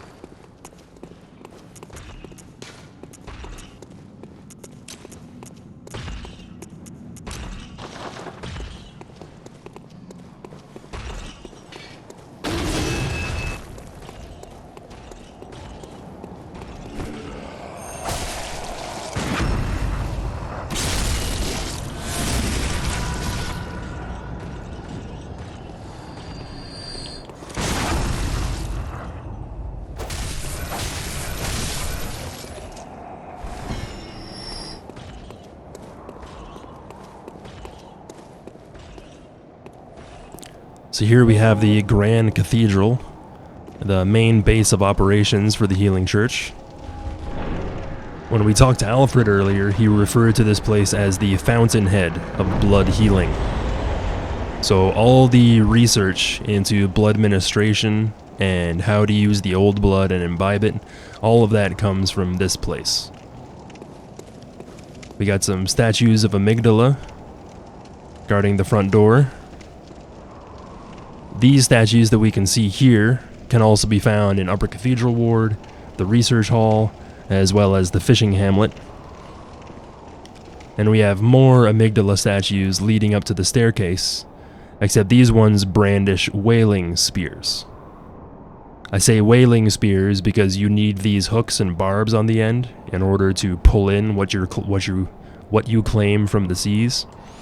And this is also foreshadowing, because while we don't normally associate Amygdala or the Nightmare Frontier with water, there are ship masts out in the fog surrounding the boss arena that come from the Fishing Hamlet. When we go to the Fishing Hamlet, we can see the same types of boat masts sticking up out of the water, and this helps reinforce the notion that that's why these wailing spears are present here, because all of this stuff in all of these places are connected. Heir to the ritual of blood, purveyor of ministration, place your hand on the altar's sacred covering and inscribe Master Lawrence's adage upon your flesh. You can see here that the stairs leading up to the Amelia boss fight are covered in blood. The bloody steps up towards Ascension that the Healing Church had on their journey while they killed a whole bunch of people and sacrificed a whole bunch of people in their search for blood and how to refine it.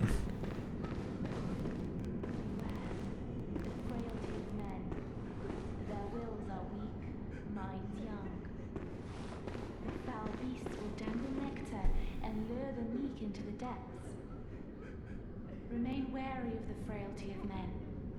Their wills are weak, minds young.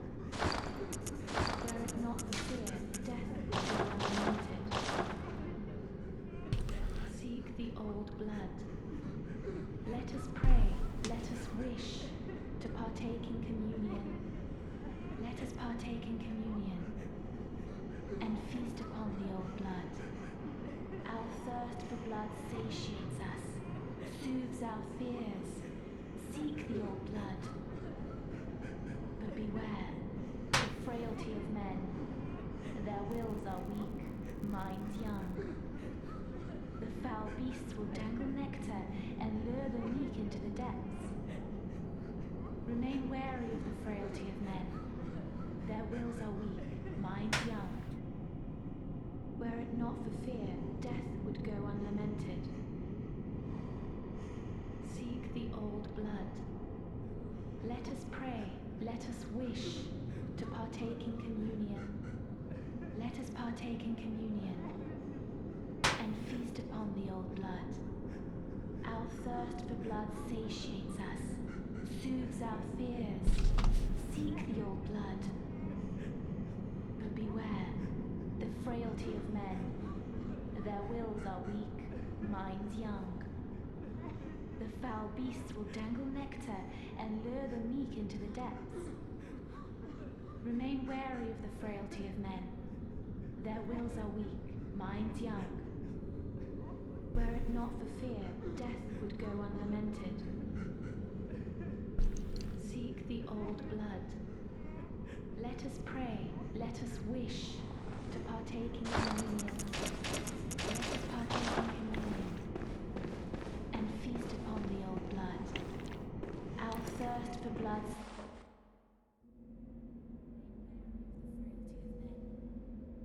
Their wills are weak, minds young. Were it not for fear, death.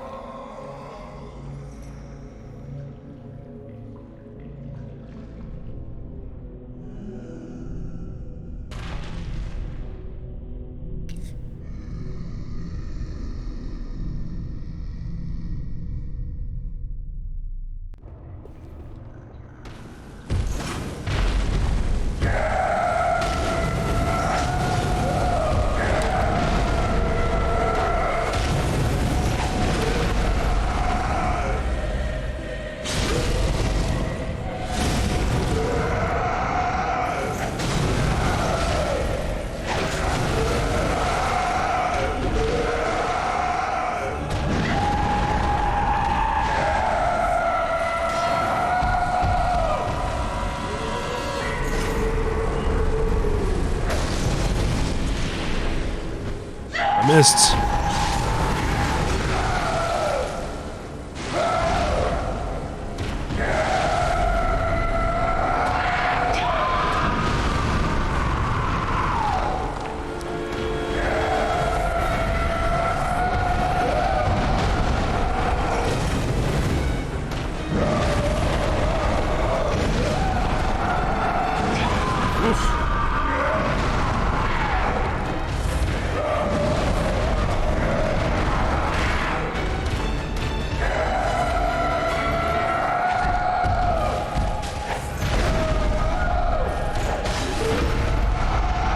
See ya.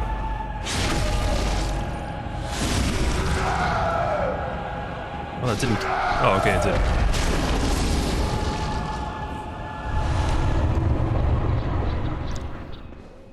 So the OST for the Amelia boss fight is the same as what we hear from Cleric Beasts, and it's also the same kind of song that we hear when we fight Lawrence, but Lawrence is basically the extended version.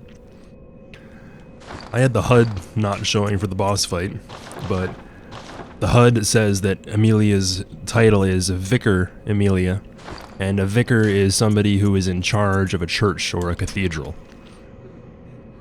Pendant of Vicar Amelia, used to change into a blood gem which fortifies weapons. This pendant, passed down among the vicars who head the healing church, is a reminder of the cautionary adage, words that will open the gates of Bergenworth.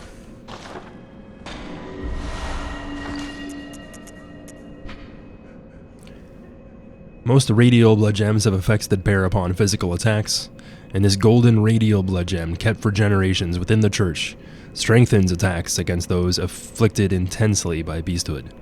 When clerics began transforming into unspeakable beasts, the church needed something to retaliate with, and this gem gives us 12.6% damage against beasts, but it only increases our damage against beasts. It doesn't offer any sort of physical damage against any other kind of target.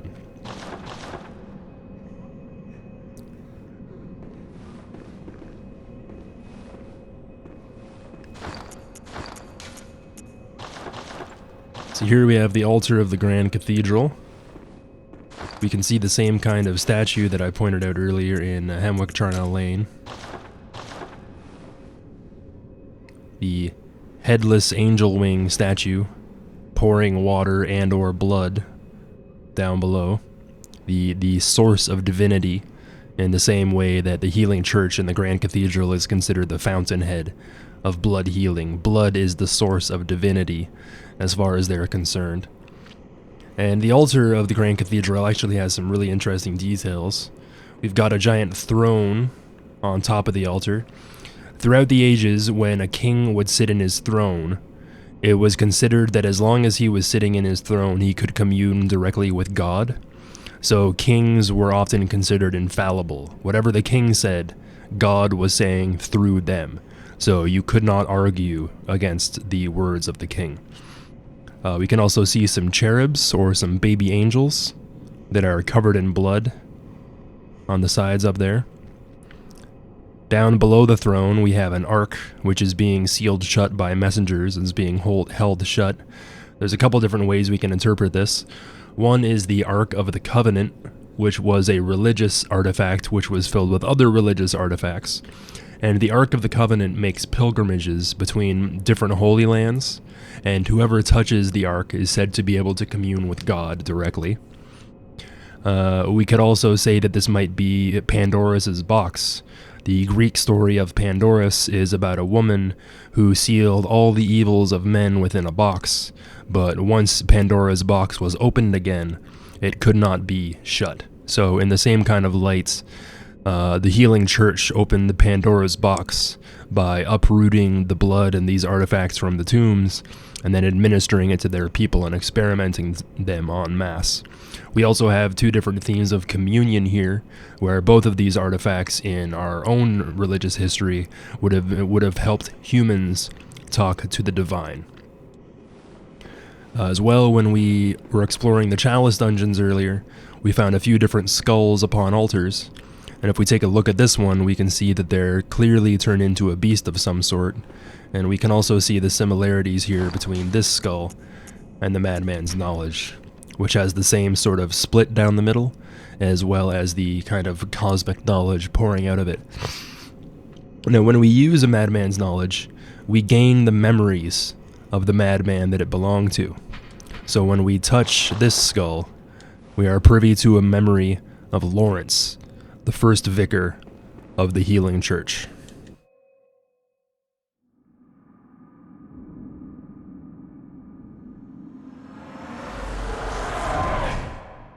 Master Willem, I've come to bid you farewell. Oh, I know. You think now to betray me. No, but you will never listen. I tell you, I will not forget our adage. We are born of the blood, made men by the blood, undone by the blood. Our eyes are yet to open. Fear the old blood. I must take my leave.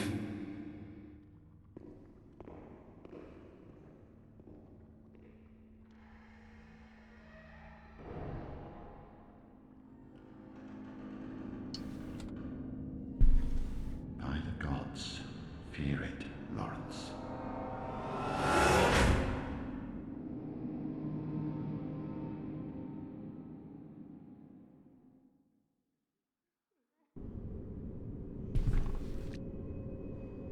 So what we saw there was Lawrence talking to Master Willem. So Lawrence was previously a scholar at Bergenworth who left the college in order to found the Healing Church. If Lawrence was the first vicar, then he was not just the ruler of the church or the person in charge of the cathedral, he was in charge of the Healing Church in its entirety. So the adage there, fear the old blood, comes from the whole our eyes are yet to open, and the line that he just said. When he says our eyes are yet to open, when an infant is born, or in some cases, I guess like maybe cats are probably the best example.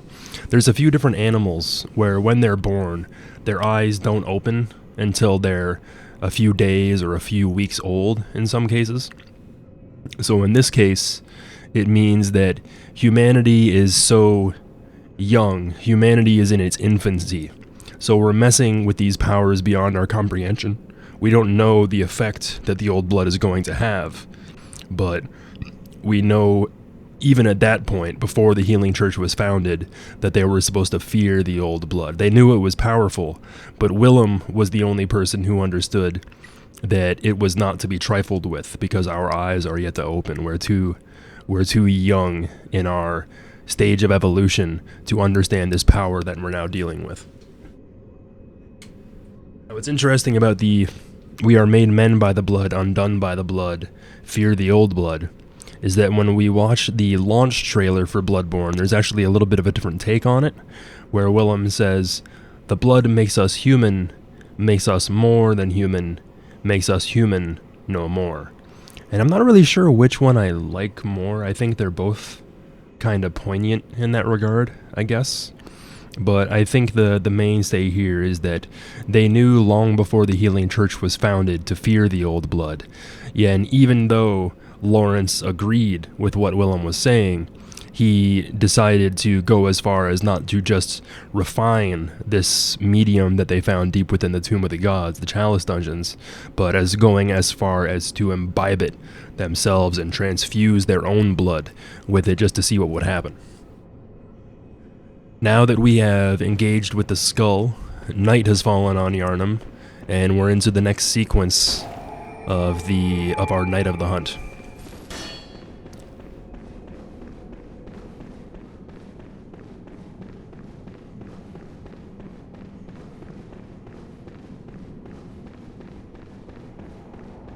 We can see here that night has fallen.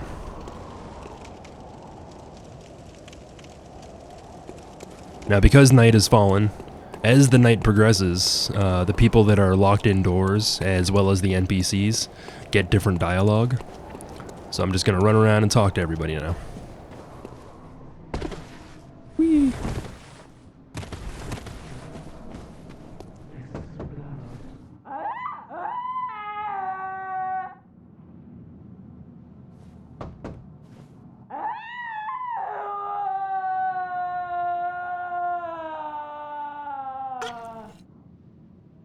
K-Dub sip.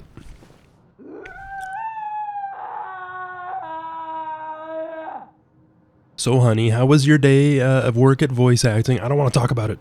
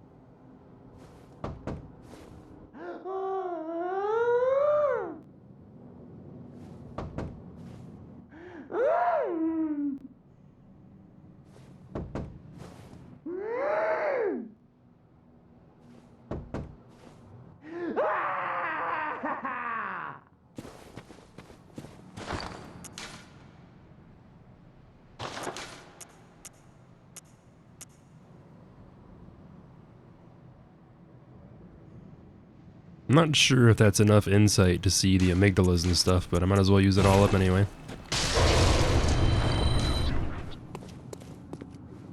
I think I need 40 insight to see them all.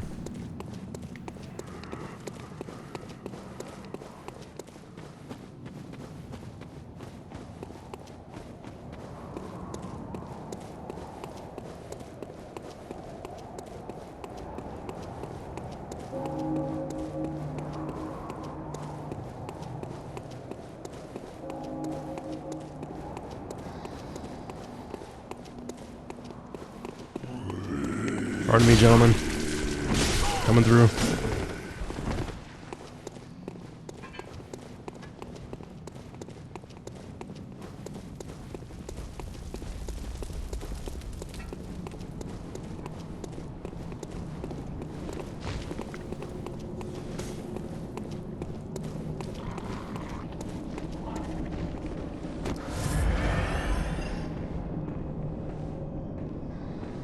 Oh, forgive me,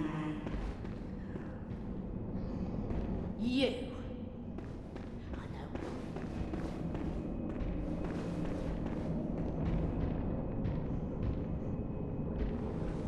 Do I have to leave and then come back for it to change, or? I think it should already be different.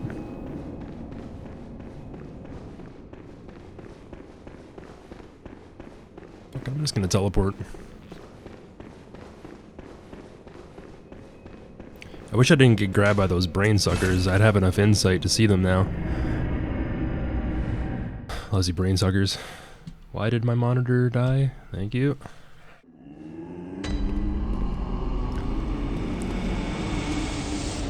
Once we kill Amelia, we get access to the DLC.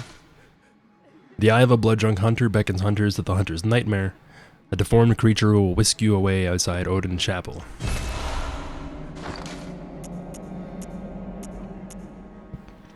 Eye of a Blood-Drunk Hunter, its pupil collapsed and turned to mush, indicating the onset of the Scourge of Beasts. A hunter who goes drunk with blood is said to be taken by the nightmare, destined to wander forever, engaged in an endless hunt. It is a fate that no hunter can escape. If you remember the opening cutscene, we can see a very similar looking eye at the end of the cutscene when the hunter steps on some dude's head and the eye rotates freely within the socket. It's got the same kind of mushy pupil that we see here.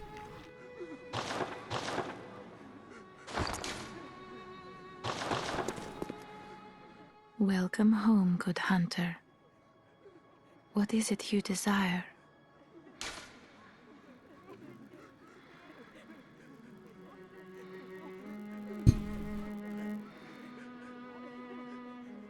Very well. Let the echoes become your strength. Let me stand close. Now shut your eyes.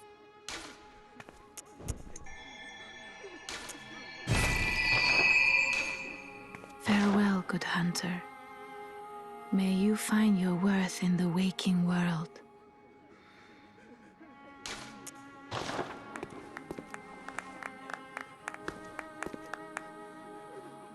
Welcome home, good hunter.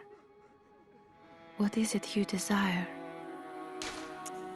Hunters have told me about the church, about the gods and their love.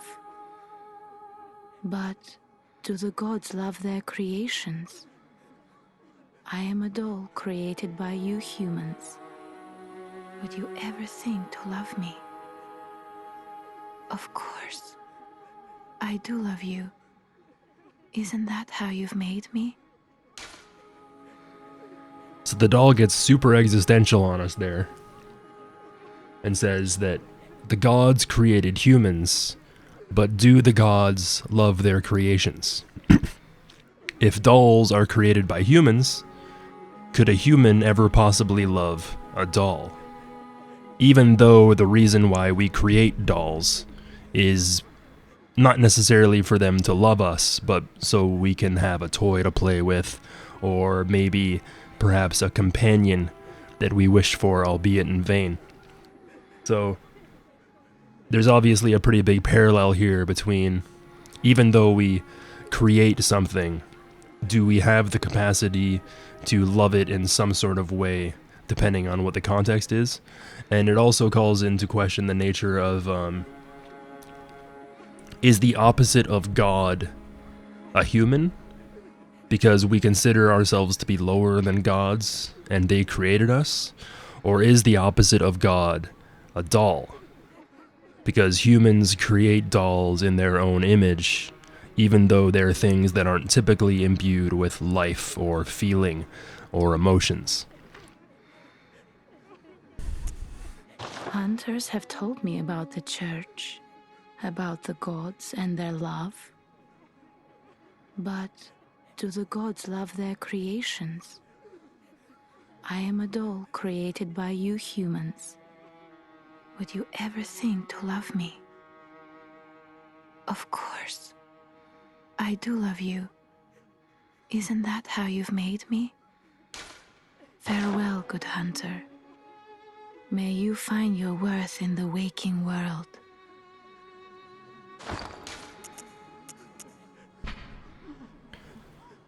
Created from a shining silver doll tear, this blood gem is a quiet but unfaltering friend that continually restores HP, the life essence of a hunter. Perhaps the doll's creator had wished for just such a friend, albeit in vain.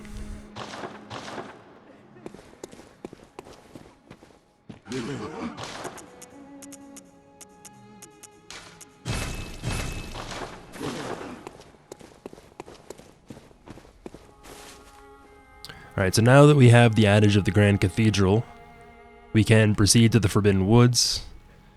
I now also have access to the DLC, but I'm probably going to save the DLC for later. I could go to the DLC and get like some weapon upgrades and stuff like that, but I don't really want to talk about all that stuff twice.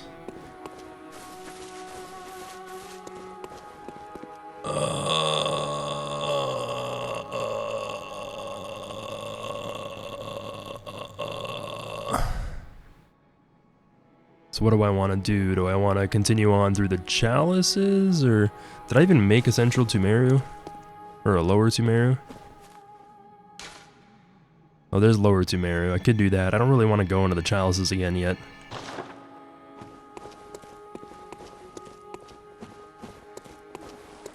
Actually, you know what? I think that's going to be it for me today, folks. Tomorrow I can start off in Lower Tumeru.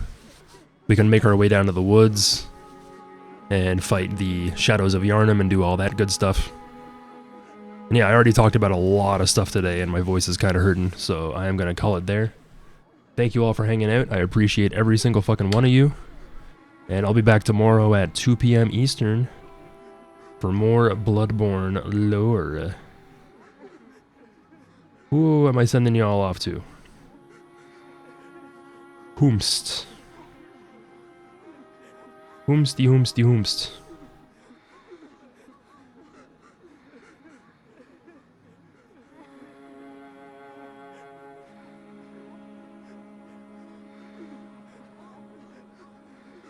Alright, I'm gonna send you all to Auto Shade again. He's doing his own lore playthrough, and it looks like he's struggle bussing against Orphan of Kos.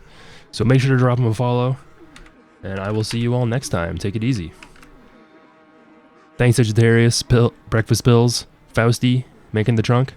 Appreciate you guys. Have a good night.